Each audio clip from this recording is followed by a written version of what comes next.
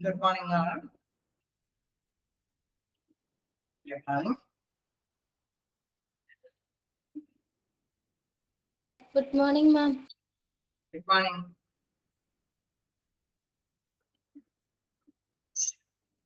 Okay. നമ്മളെടുത്ത് വായിച്ചു നോക്കിയിരുന്നോ? കഴിഞ്ഞ ദിവസം എടുത്തതൊക്കെ വായിച്ചു നോക്കിയിരുന്നോ? ഫസ്റ്റ് ചാപ്റ്റർ നമ്മൾ ഫിനിഷ് ചെയ്തു. ഓക്കെ, നമ്മള് പുതിയ ചാപ്റ്റർ ആയിട്ടാണ് വന്നിരിക്കുന്നത്. ഓക്കെ,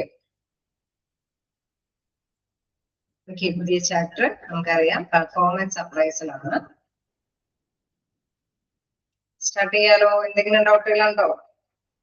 കഴിഞ്ഞു പോയ ചാപ്റ്ററിൽ എന്തെങ്കിലും ഡൗട്ടുകൾ പ്രത്യേകിച്ചുണ്ടോ? ഓക്കെ, എന്തെങ്കിലും ഡൗട്ടുകൾ ഉണ്ടെങ്കിൽ ചോദിക്കാം. ഇല്ല, ഓക്കെ. നമുക്ക് നെക്സ്റ്റ് ചാപ്റ്ററിലേക്ക് പോകാം. നമ്മുടെ നെക്സ്റ്റ് ചാപ്റ്റർ എന്ന് പറയുന്നത് performance appraisal. Okay, performance appraisal എന്ന് നമുക്ക് കേൾക്കുമ്പോൾ തന്നെ അറിയാം എപ്പോഴാണ് പെർഫോമൻസ് അപ്രൈസൽ നടത്തുന്നത്, അല്ലെ? ഒരു ജോലിയിലൊക്കെ എംപ്ലോയീസിന് നല്ല രീതിയിലൊക്കെ സെലക്ട് ചെയ്ത് അപ്പോയിന്റ്മെന്റ് ഒക്കെ ചെയ്ത് തന്നെ അവർക്ക് വർക്കൊക്കെ ഏൽപ്പിച്ചു കൊടുത്തു കഴിയുമ്പോൾ അവരെ പ്രകടനം തീർച്ചയായിട്ടും അവര് എഫിഷ്യന്റ് ആയിട്ട് വർക്ക് ചെയ്യുന്നുണ്ടോ എന്ന് അനലൈസ് ചെയ്തതിനു ശേഷമാണ് അനദർ അല്ലെ മറ്റ് ഡിസിഷൻസ് ഒക്കെ മാനേജ്മെന്റ് എടുക്കാനായിട്ട് സാധിക്കുള്ളൂ, അല്ലെ? നല്ല രീതിയിൽ എംപ്ലോയി മുന്നോട്ട് പോയാൽ മാത്രമാണ് ഓർഗനൈസേഷന് അതിനനുസരിച്ചിട്ടുള്ള റിട്ടേൺ നേടിയെടുക്കാൻ സാധിക്കുള്ളൂ, അല്ലെ? ഓർഗനൈസേഷന് ബെനിഫിഷ്യൽ ആവണമെങ്കിൽ തീർച്ചയായിട്ടും ഈ വിലയിരുത്തൽ പ്രോസസ്സ് അവിടെ അനിവാര്യമാണ്, അല്ലെ? ഈ വിലയിരുത്തൽ പ്രോസസ്സ് നോക്കുമ്പോഴാണ് എന്തെങ്കിലും ട്രെയിനിങ് വേണോ, അല്ലെങ്കിൽ എന്തെങ്കിലും പാരിതോഷികങ്ങൾ കൊടുക്കണോ, പ്രൊമോഷൻ വേണോ, തീർച്ചയായിട്ടും അതെല്ലാം നിശ്ചയിക്കണമെങ്കിൽ ഓരോ എംപ്ലോയിയുടെയും പെർഫോമൻസ് വിലയിരുത്തേണ്ടതാണ്, അല്ലെ? അപ്പൊ ആ വിലയിരുത്തലുമായി ബന്ധപ്പെട്ട കാര്യങ്ങൾ തന്നെയാണ് പെർഫോമൻസ് അപ്രൈസൽ, അവരുടെ ജോലി പ്രകടന കാര്യങ്ങളെ കുറിച്ചിട്ടാണ് ഈ ചാപ്റ്ററിൽ മെയിൻ ആയിട്ട് ഡിസ്കസ് ചെയ്ത് പോകുന്നത്. സോ അതനുസരിച്ചിട്ട് മാനേജ്മെന്റ് അവരും അല്ലെ എംപ്ലോയീസും നല്ല രീതിയിൽ നല്ല ബെറ്റർ റിലേഷൻഷിപ്പോട് കൂടിയിട്ട് ഓർഗനൈസേഷന്റെ ഗോൾ അച്ചീവ് ചെയ്യാനായിട്ട് പരിശ്രമിക്കും. ഓക്കെ, ഇൻട്രൊഡക്ഷനിലേക്ക് നോക്കാം. Performance appraisal helps organizations to decide how employee can help to achieve the goals of organization. Okay, ഓർഗനൈസേഷന്റെ ഗോള് അല്ലെ അതിന്റെ ലക്ഷ്യങ്ങൾ അച്ചീവ് ചെയ്യാനായിട്ട് എംപ്ലോയി കൊണ്ട് അല്ലെ എന്തൊക്കെ കാര്യങ്ങൾ കൊണ്ട് ചെയ്യിപ്പിച്ച് കഴിഞ്ഞ് കഴിഞ്ഞാൽ തീർച്ചയായിട്ടും ആ ഗോള് അച്ചീവ് ചെയ്യാനായിട്ട് സാധിക്കും എന്നുള്ളത് പെർഫോമൻസ് അപ്രൈസൽ വിലയിരുത്തിയാലാണ്, അതായത് അവരുടെ ജോലി പ്രകടനം വിലയിരുത്തിയാലാണ് അതിനെ കുറിച്ചിട്ടുള്ള കൃത്യമായിട്ടുള്ള അറിവ് മാനേജ്മെന്റിന് ലഭ്യമാകുകയുള്ളൂ. It has two important activities included in it. First has to do with determine the performance and other with the process of evaluation. Okay, തീർച്ചയായിട്ടും നമുക്കറിയാം എത്രത്തോളം ഇത് തീർച്ചയായിട്ടും നമുക്കറിയാം എന്ത് ചെയ്യണോ, അല്ലെ? അവർ എന്തൊക്കെ കാര്യങ്ങളാണ് ചെയ്തുകൊണ്ട് പോകുന്നത്, എന്താണ് തീരുമാനിക്കുന്നത്, ആ തീരുമാനം അനുസരിച്ചിട്ടാണോ ചെയ്യുന്നതെന്ന് കൃത്യമായിട്ട് ഇവാലുവേറ്റ് ചെയ്യും, അല്ലെ? ഇവിടെ പറയുന്നത് first has to do with determine the performance, അല്ലെ?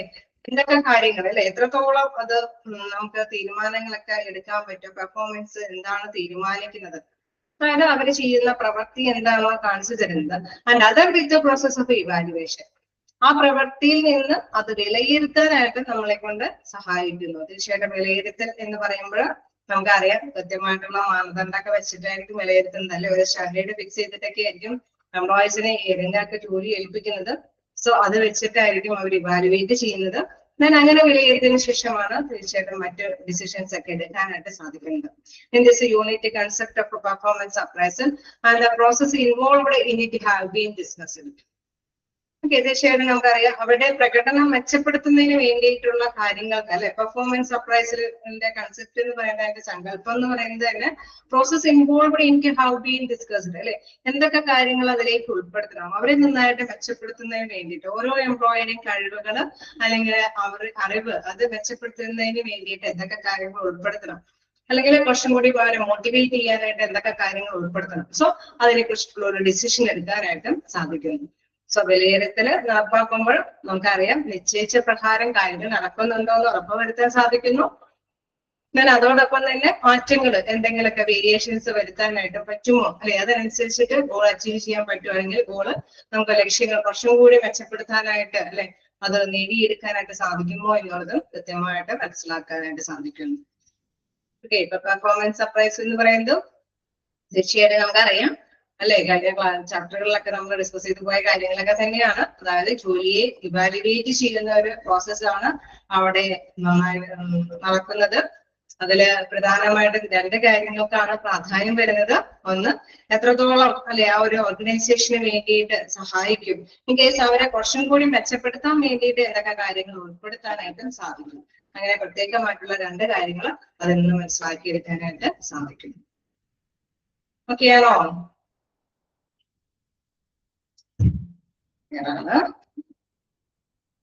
നെക്സ്റ്റ് നോക്കാം. Concept of performance appraisal.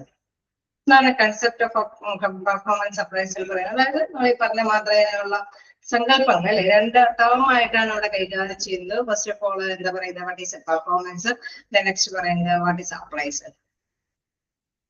Okay, performance എന്ന് പറയുമ്പോൾ ജോലി പ്രകടനം അല്ലെ. അപ്പൊ നോക്കാം, what does the term performance actually mean? എന്താണ് പെർഫോമൻസ് കൊണ്ട് യഥാർത്ഥത്തിൽ മീൻ ചെയ്യുന്നത്? Employee are performing well when they are productive. Okay, ഉൽപാദനക്ഷമതയോട് കൂടിയിട്ടാണോ പെർഫോം ചെയ്യുന്നത് എന്നുള്ളതാണ് പെർഫോമൻസിൽ വരുന്നത്. ഓക്കെ, ഉൽപാദനക്ഷമത എന്നുള്ളതാണ് തീർച്ചയായിട്ടും പെർഫോമൻസ് കൊണ്ട് മീൻ ചെയ്യുന്നത്. അതായത് ഉൽപാദനക്ഷമത ഉള്ള എംപ്ലോയീസ് ആണെങ്കിൽ ഹൈ റിസൾട്ട് കമ്പനിക്ക് അവൈലബിൾ ആക്കിയെടുക്കാനായിട്ട് ഹെൽപ്ഫുൾ ആണ് അല്ലെ. അപ്പൊ മനസ്സിലാക്കുക, പ്രൊഡക്ടിവിറ്റി ആണ് ശരിക്കും പറഞ്ഞു കഴിഞ്ഞാൽ പെർഫോമൻസ് കൊണ്ട് ക്ലിയർ ഔട്ട് ചെയ്യുന്നത്. Productivity implies both concern for effectiveness and efficiency. Okay, നമുക്കറിയാം ഫലപ്രാപ്തിയോടും കൂടി അതോടൊപ്പം തന്നെ കാര്യക്ഷമതയോടും കൂടിയിട്ട് ഹെൽപ്ഫുൾ ആവുന്ന ഒരു കാര്യത്തിനെയാണ് പ്രൊഡക്ടിവിറ്റി എന്ന് പറയുന്നത്. പ്രൊഡക്ടിവിറ്റി ഇംപ്ലൈസ് എന്ന് പറയുന്നത് ഉൽപാദനക്ഷമത നടപ്പാക്കുക എന്ന് പറയുന്നത് അത് ഓർഗനൈസേഷന്റെ ഗോൾ അച്ചീവ് ചെയ്യാൻ പറ്റുന്ന തരത്തിലുള്ള ഫലപ്രാപ്തിയോടും കാര്യക്ഷമമായിട്ട് നടപ്പാക്കുക എന്നുള്ളതാണ് അവിടെ ഉദ്ദേശിക്കുന്നത്.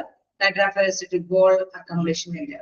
ഓക്കെ, തീർച്ചയായിട്ടും നമുക്കറിയാം ഒരു ലക്ഷ്യം നേടിയെടുക്കണമെങ്കിൽ അല്ലെങ്കിൽ ആ കമ്പനി വിജയിക്കണമെങ്കിൽ എഫിഷ്യന്റ് ആയിട്ട് അവിടെയുള്ള എംപ്ലോയീസ് വർക്ക് ചെയ്യണം വേണ്ടേ? നല്ല കാര്യക്ഷമമായിട്ട് തന്നെ അവര് വർക്ക് ചെയ്യണ്ടേ?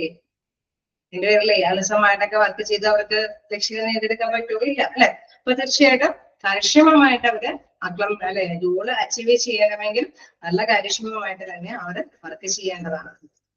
However, it does not speak of the cost sustained in reaching the goal. Okay, നമുക്കറിയാം അവിടെ ഒരുപാട് ചെലവാക്കിയിട്ട് ഒരുപാട് മുതൽ മുടക്ക് നടത്തിയിട്ട് അവരുടെ എഫിഷ്യന്റ് ആക്കി എടുക്കുക എന്ന് പറയുമ്പോൾ ചിലപ്പോൾ അതിനനുസരിച്ച് റിട്ടേൺ കിട്ടിയില്ലെങ്കിൽ അത് കൊണ്ട് വലിയ മെച്ചം ഉണ്ടാവും അല്ലെ. ഒരുപാട് ട്രെയിനിങ് ഒക്കെ ഒരുപാട് നല്ല ഹ്യൂജ് എമൗണ്ട് ചെലവഴിച്ച് അല്ലെ ഒരു സ്പെഷ്യലൈസ്ഡ് ആയിട്ടുള്ള ഒരു കോച്ചിങ് സ്റ്റാഫിനെയൊക്കെ കൊണ്ടുവന്ന് അവർക്ക് കുറെ കോച്ചിങ് കാര്യങ്ങളൊക്കെ കൊടുത്തിട്ടും അതിനനുസരിച്ചുള്ള റിട്ടേൺ കിട്ടിയില്ലെങ്കിൽ തീർച്ചയായിട്ടും കമ്പനിക്ക് അത് നഷ്ടമാണ് അല്ലെ. അപ്പൊ തീർച്ചയായിട്ടും നമുക്കറിയാം കൃത്യമായിട്ട് അവിടെ കോസ്റ്റിന് അനുസരിച്ചിട്ടുള്ള എഫിഷ്യൻസി അവിടെ എംപ്ലോയീസ് അവിടെ പ്രകടമാക്കേണ്ടത് ആവശ്യമാണ്. That is where efficiency come in. Efficiency evaluate the ratio of input consumed to output achieved. അതായത് നമ്മൾ നേരത്തെ പറഞ്ഞ മാതിരി അധികം ചെലവില്ലാതെ അവർക്ക് കുറെ കാര്യങ്ങൾ അല്ലെ ഓരോ എംപ്ലോയീസിനും അവരെ നിശ്ചിതമായിട്ട് തന്നെ അവരുടെ എന്താ പറയുക നമുക്കറിയാം ക്വാളിഫിക്കേഷനും എക്സ്പീരിയൻസ് ഒക്കെ ബേസ് ചെയ്തിട്ട് കുറെ കാര്യങ്ങളൊക്കെ ചെയ്യാൻ ഏൽപ്പിച്ചിട്ടുണ്ടാവും. ഏത് കമ്പനിയിലും അങ്ങനെ തന്നെയാണ് ജോലിക്കാരെ നിയമിക്കുന്നത് അല്ലെ. എന്നാൽ അതനുസരിച്ചിട്ട് അവരിൽ നിന്ന് റിട്ടേൺ അല്ലെ അവിടെ തീർച്ചയായിട്ടും ആ ഗോൾ അച്ചീവ് ചെയ്യാനായിട്ടുള്ള പ്രകടനം അവര് കാഴ്ചവെക്കേണ്ടതാണ്. സോ അത് തന്നെ പറയുന്നത് the ratio of input consumed to output achieved. The greater the output for a given input, the greater the efficiency. Okay, നമ്മൾ എപ്പോഴും പറയുന്ന മാതിരി തന്നെ ഇപ്പൊ ഒരു 10 പ്രൊഡക്ഷൻ ഉത്പാദിപ്പിക്കണമെന്ന അല്ലെ ഏതെങ്കിലും ഒരു സംഭവം അല്ലെ ഒരു പ്രൊഡക്റ്റീവ് ആയിട്ടുള്ള സാധനമാണെങ്കിൽ 10 ഉത്പാദിപ്പിക്കുന്നിടത്ത് ഒരു അല്ലെ 12 ഉത്പാദിപ്പിക്കുന്നുണ്ടെങ്കിൽ ആ എംപ്ലോയിനെ കുറിച്ചിട്ട് നമുക്ക് എന്ത് പറയാൻ സാധിക്കും? എഫിഷ്യന്റ് ആയിട്ടുള്ള എംപ്ലോയി ആണെന്ന് പറയാൻ സാധിക്കും അല്ലേ? അല്ലെ കാരണം നമുക്കറിയാം 10 പ്രൊഡക്റ്റ് ഉത്പാദിപ്പിക്കേണ്ടതാണ് അവൻ അല്ലെ കുറച്ചും കൂടി ഹാർഡ് വർക്ക് ചെയ്ത് 12 പ്രൊഡക്റ്റ് ഉത്പാദിപ്പിക്കും. ഓക്കെ, സർവീസ് ആണെങ്കിൽ നമുക്കറിയാം ഇത്രയും പേര് സേവനം കൈകാര്യം ചെയ്ത് കൊടുക്കണം അല്ലെ ഇത്രയും സ്റ്റുഡൻസിന് ടീച്ചിങ് കാര്യങ്ങൾ കൈകാര്യം ചെയ്ത് പോകണം എന്നുള്ള ഒരു മാനപ്പെട്ട ദണ്ഡമുണ്ടെങ്കിൽ അതിനപ്പുറം കുറെ സ്റ്റുഡൻസിനും കൂടി അല്ലെ അദ്ദേഹത്തിനെ കൊണ്ട് സാധിക്കുന്നുണ്ടെങ്കിൽ അവർ എഫിഷ്യന്റ് ആണ് അല്ലെ. ചില ടീച്ചേഴ്സിന് ചിലപ്പോൾ വേണമെങ്കിൽ അലവ് ചെയ്തിരിക്കുന്ന ഒരു 30 പിള്ളേരെയും കൺട്രോൾ ചെയ്യാൻ പറ്റിയില്ലെങ്കിൽ നമുക്കറിയാം അവിടെ എഫിഷ്യന്റ് ആയിട്ട് തന്നെ കൈകാര്യം ചെയ്യുന്ന ഒരു സ്റ്റാഫ് അല്ല. ശരിയല്ലേ? ശരിയല്ലേ? ഓക്കെ, അപ്പൊ എഫിഷ്യൻസി എന്ന് പറയുമ്പോൾ ഇൻപുട്ട് അല്ലെ, അവിടെ തീർച്ചയായിട്ടും ഇൻപുട്ട് കൊടുക്കുന്ന അനുസരിച്ചിട്ട് നമ്മൾ മാനദണ്ഡം വെച്ചിട്ട് ഇൻപുട്ട് അവർക്ക് കൊടുക്കുന്നുണ്ടെങ്കിൽ അതനുസരിച്ചിട്ട് ഔട്ട്പുട്ട് അവൈലബിൾ ആക്കാൻ പറ്റുന്നുണ്ടെങ്കിൽ ഒക്കെയാണ് എഫിഷ്യന്റ് ആയിട്ടുള്ള എംപ്ലോയി ആണ്. സർവീസ് ആണെങ്കിലും അവിടെ പ്രൊഡക്റ്റീവ് ആയിട്ടുള്ള ഒരു ബിസിനസ് ഫേം ആണെങ്കിൽ തീർച്ചയായിട്ടും അല്ലെ, നമുക്കറിയാം ഒരു ബിസിനസ് ഫേം ആണെങ്കിൽ കസ്റ്റമേഴ്സിനെ നമ്മൾ കണ്ടെത്തേണ്ടതുണ്ട് അല്ലെ. ഒരു സെയിൽസ്മാനെ സംബന്ധിച്ച് ഇത്രയും കസ്റ്റമേഴ്സിനെ കണ്ടെത്തേണ്ടതുണ്ടെങ്കിൽ അതിനേക്കാൾ കൂടുതൽ കസ്റ്റമേഴ്സിനെ അദ്ദേഹത്തിന് കണ്ടെത്താൻ പറ്റുന്നുണ്ടെങ്കിൽ അദ്ദേഹം ഏബിളാണ് അല്ലെ, എഫിഷ്യന്റ് ആണ്. സോ അത് കൃത്യമായിട്ട് മനസ്സിലാക്കുക. Ratio input consumed to output achieved, അതിനെ വെച്ചിട്ടാണ് പെർഫോമൻസ് നമ്മൾ കൈകാര്യം ചെയ്തു പോകുന്നത്. The greater the output for a given input, the greater the efficiency. നമുക്കറിയാം എഫിഷ്യൻസി അത് ഗ്രേറ്റർ ആവുന്നത് ഔട്ട്പുട്ട് ഗ്രേറ്റർ അല്ലെ, കൂടുതലായിട്ട് ഔട്ട്പുട്ട് ഉണ്ടാക്കുമ്പോഴാണ് എഫിഷ്യൻസി ഇൻക്രീസ് ചെയ്യുന്നതെന്ന് ഉറപ്പുവരുത്താൻ സാധിക്കുന്നത്.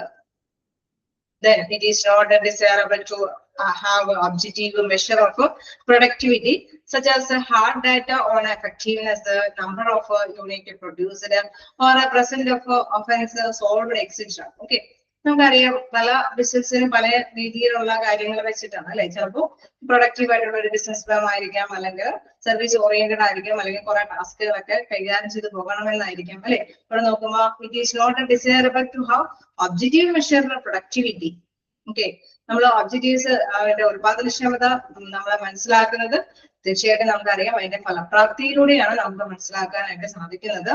നമ്പർ ഓഫ് യൂണിറ്റ്സ് പ്രൊഡ്യൂസ്ഡ്, നമ്മൾ നേരത്തെ പറഞ്ഞു എത്രത്തോളം യൂണിറ്റ്സ് പ്രൊഡ്യൂസ് ചെയ്ത് അല്ലെ, അധികമായിട്ട് യൂണിറ്റ് പ്രൊഡ്യൂസ് ചെയ്തിട്ടുണ്ടെങ്കിൽ ഓക്കെ അദ്ദേഹം എഫിഷ്യന്റ് ആണ്.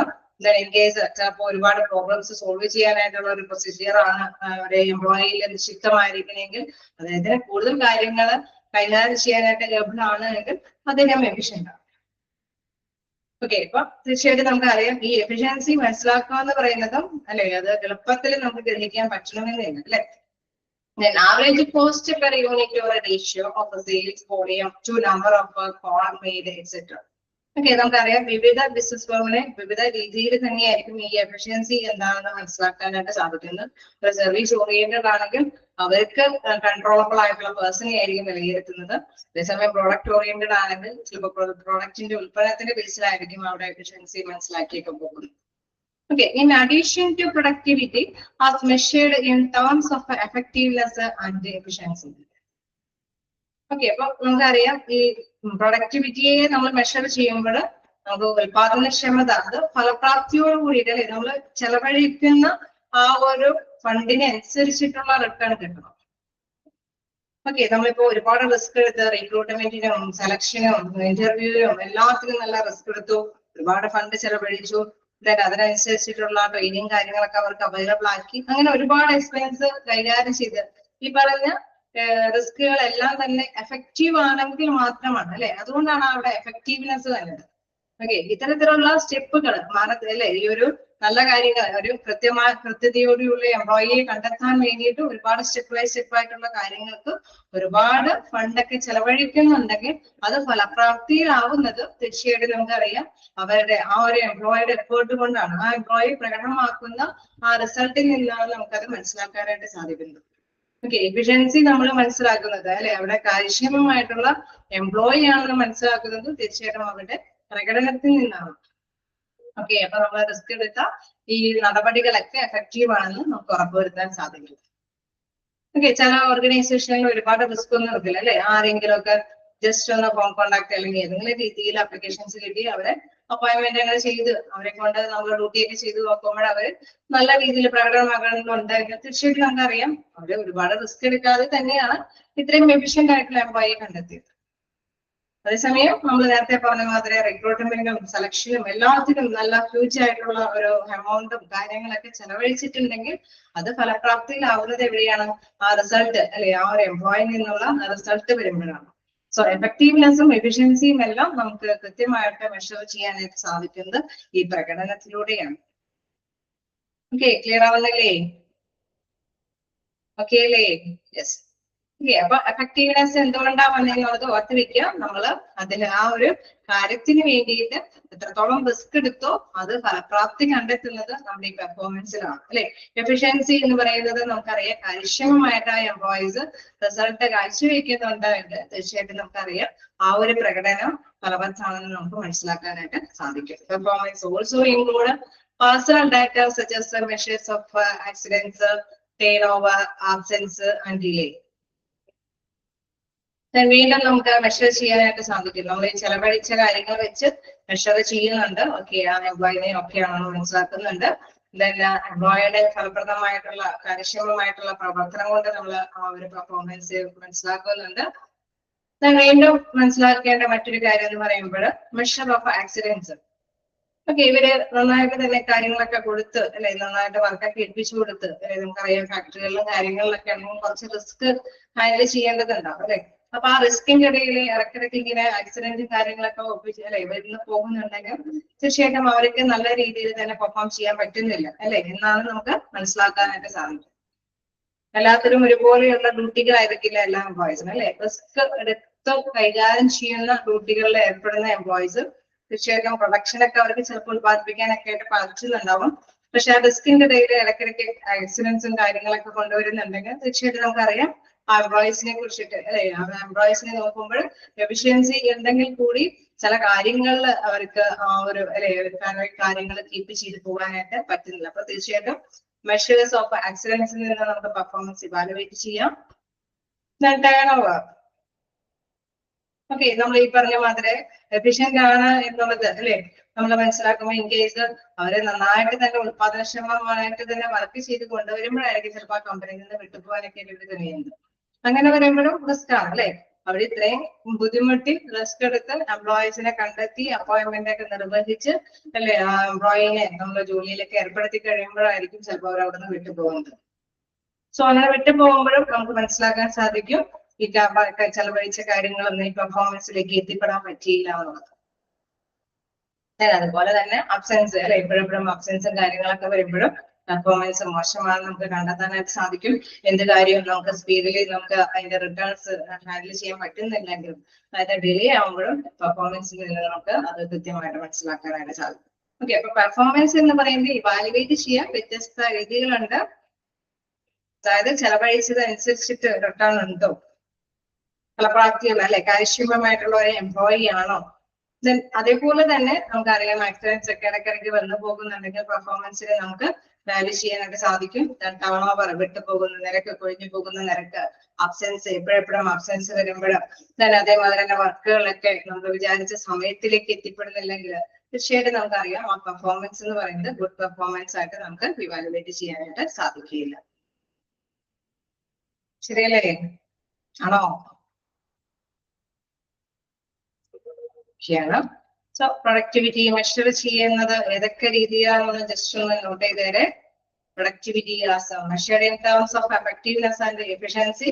Performance also includes personal data such as a measure of accidents, turnover, absence, and delay. Okay, ഇങ്ങനെയൊക്കെ വരുമ്പോഴും നമുക്ക് കൃത്യമായിട്ട് പെർഫോമൻസിനെ വിലയിരുത്താൻ സാധിക്കും. Okay, that is the good employee is the one who not only performs well in terms of productivity but also minimize the problems for the organization by being to work on time, by not missing days, and by minimizing the number of work-related accidents. Okay, അപ്പൊ നമ്മൾ ഈ പറഞ്ഞതിന്റെ നേരെ opposite ആണ് അവിടെ പറയുന്നത്. അതായത് good employee ആണെങ്കിൽ എന്താണോ അദ്ദേഹം നല്ല രീതിയിൽ തന്നെ വർക്കുകളൊക്കെ പെർഫോം ചെയ്യും അല്ലെ. പ്രൊഡക്ടിവിറ്റി ഉള്ള ഒരു എംപ്ലോയി ആണ്. പ്രധാനമായിട്ടും പ്രോബ്ലംസ് ഒന്നും എപ്പോഴെപ്പോഴും കുറെ പ്രോബ്ലംസ് ഒന്നും കൊണ്ടുവരാനായിട്ടുള്ള സാധ്യതയില്ല അല്ലെ. നമ്മൾ വർക്ക് ചെയ്യുമ്പോഴൊക്കെ സ്റ്റാഫുകൾ എന്തെങ്കിലുമൊക്കെ പ്രോബ്ലം ആയിട്ട് വന്നുകൊണ്ടിരിക്കുകയാണെങ്കിൽ തീർച്ചയായിട്ടും നമുക്കറിയാം പെർഫോമൻസിനെ സംബന്ധിച്ച് നമുക്ക് ആക്സെപ്റ്റബിൾ ആവില്ല അല്ലെ. മാനേജ്മെന്റിന് അത് ആക്സെപ്റ്റബിൾ ആവണമെന്നില്ല. So minimise problems for organisation. വീണ്ടും പറയാനാ ടൈമില് അല്ലെ, by being to work on ടൈമിൽ തന്നെ കാര്യങ്ങളൊക്കെ ചെയ്തു പോകും. By not missing days, absentees ഒന്നും ഉണ്ടാവില്ല.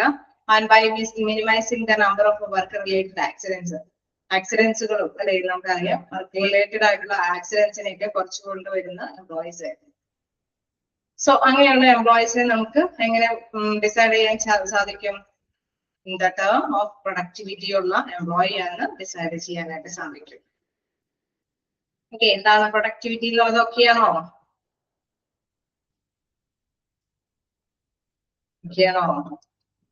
അപ്പൊ പ്രൊഡക്ടിവിറ്റി എന്ന് പറയുമ്പോൾ രണ്ട് കാര്യം മനസ്സിലാക്കാം. ഉൽപാദനക്ഷമത അല്ലെ, ഉൽപാദനക്ഷമത എന്ന് പറയുന്നത് വർക്ക് പെർഫോമൻസിലാണ് നമുക്കത് ക്ലിയർ ഔട്ട് ചെയ്യാനായിട്ട് സാധിക്കുന്നത്. ഒരുപാട് റിസ്ക് എടുത്തുകൊണ്ട് അവിടെ പെർഫോമൻസ് കാഴ്ച കഴിഞ്ഞാൽ നമ്മൾ പറയുന്നത് ചില കമ്പനിയിൽ അതിനുള്ള സൗകര്യങ്ങൾ ഇങ്ങനെ എല്ലാം അറേഞ്ച് ചെയ്യുമ്പോൾ അതിനനുസരിച്ചിട്ട് അവർ പെർഫോം ചെയ്യും അല്ലെ. അവരുടെ ട്രെയിനിങ് കൊടുക്കുന്നു, എല്ലാം നല്ല രീതിയിൽ വെള്ളായിട്ട് ചെയ്യുന്നത് കൊണ്ട് അതിനനുസരിച്ച് റിസൾട്ട് വരും. അതേസമയം ഇങ്ങനെ അധികം റിസ്ക് ഒന്നും എടുക്കാതെ തന്നെ അവർക്ക് കുറെ കാര്യങ്ങൾ ഏൽപ്പിക്കുമ്പോൾ നന്നായിട്ട് അവർ പെർഫോം ചെയ്യുന്നുണ്ടെങ്കിൽ എന്താണ്, ആ റിസ്ക് എടുത്ത ചെലവിനേക്കാൾ അധികമായിട്ടാണ് ഇവർ പെർഫോം ചെയ്യുന്നത് അല്ലെ. അപ്പൊ അത് തീർച്ചയായിട്ടും അത് ഇവാലുവേറ്റ് ചെയ്യാനായിട്ട് സാധിക്കും. നമ്മൾ നേരത്തെ പറഞ്ഞ മാതിരി ആബ്സെന്റീസം ഒന്നും ഇല്ലാതെ ഇവർ നന്നായിട്ട് വർക്ക് ചെയ്യാൻ വരുന്നു, സമയത്തിന് കാര്യങ്ങളൊക്കെ ചെയ്തു തീർക്കുന്നു, ആക്സിഡൻസ് അധികം ഒന്നും കൊണ്ടുവരുന്നില്ല, അതേപോലെ തന്നെ വലിയ വലിയ പ്രോബ്ലംസ് ഇഷ്യൂസുകളൊന്നും ഇല്ലാതെ തന്നെ മുന്നോട്ട് പോകാനൊക്കെ സാധിക്കുന്നു. അങ്ങനെ വരുമ്പോൾ പ്രൊഡക്ടിവിറ്റി ഉള്ള എംപ്ലോയീസ് ആണ്. ഓക്കെ, ക്ലിയർ അല്ലേ? ജസ്റ്റ് വായിച്ചു നോക്കാം. എന്താണ് പെർഫോമൻസ് അപ്രൈസൽ എന്നുള്ളത് മനസ്സിലാക്കി പോവുക. കൺസെപ്റ്റ് ഓഫ് പെർഫോമൻസ് അപ്രൈസലിൽ നമ്മൾ പെർഫോമൻസ് എന്താണെന്നുള്ളതാണ് ഇവാലുവേറ്റ് ചെയ്തത്. പെർഫോമൻസ് എന്ന് പറയുന്നത് പ്രകടനമാണ് അല്ലെ, നല്ല ഗുഡ് പ്രകടനം, അതായത് ഔട്ട്പുട്ടും ഇൻപുട്ടും വെച്ചുകൊണ്ട് നമ്മൾ ഒരു കമ്പാരിസൺ നടത്തി കാണിച്ചു. അതുപോലെ തന്നെ പ്രൊഡക്ടിവിറ്റി എന്ന് പറയുന്നതിൽ ഉൾപ്പെടുന്നത് അല്ലെ, അല്ലെങ്കിൽ ലെസ് പ്രൊഡക്ടിവിറ്റി അല്ലെങ്കിൽ ഗുഡ് പ്രൊഡക്ടിവിറ്റി എന്നുള്ളത് എന്താണെന്നുള്ളതും ആ ഒരു ഡിഫറൻസും അവിടെ മനസ്സിലാക്കുന്നുണ്ട്.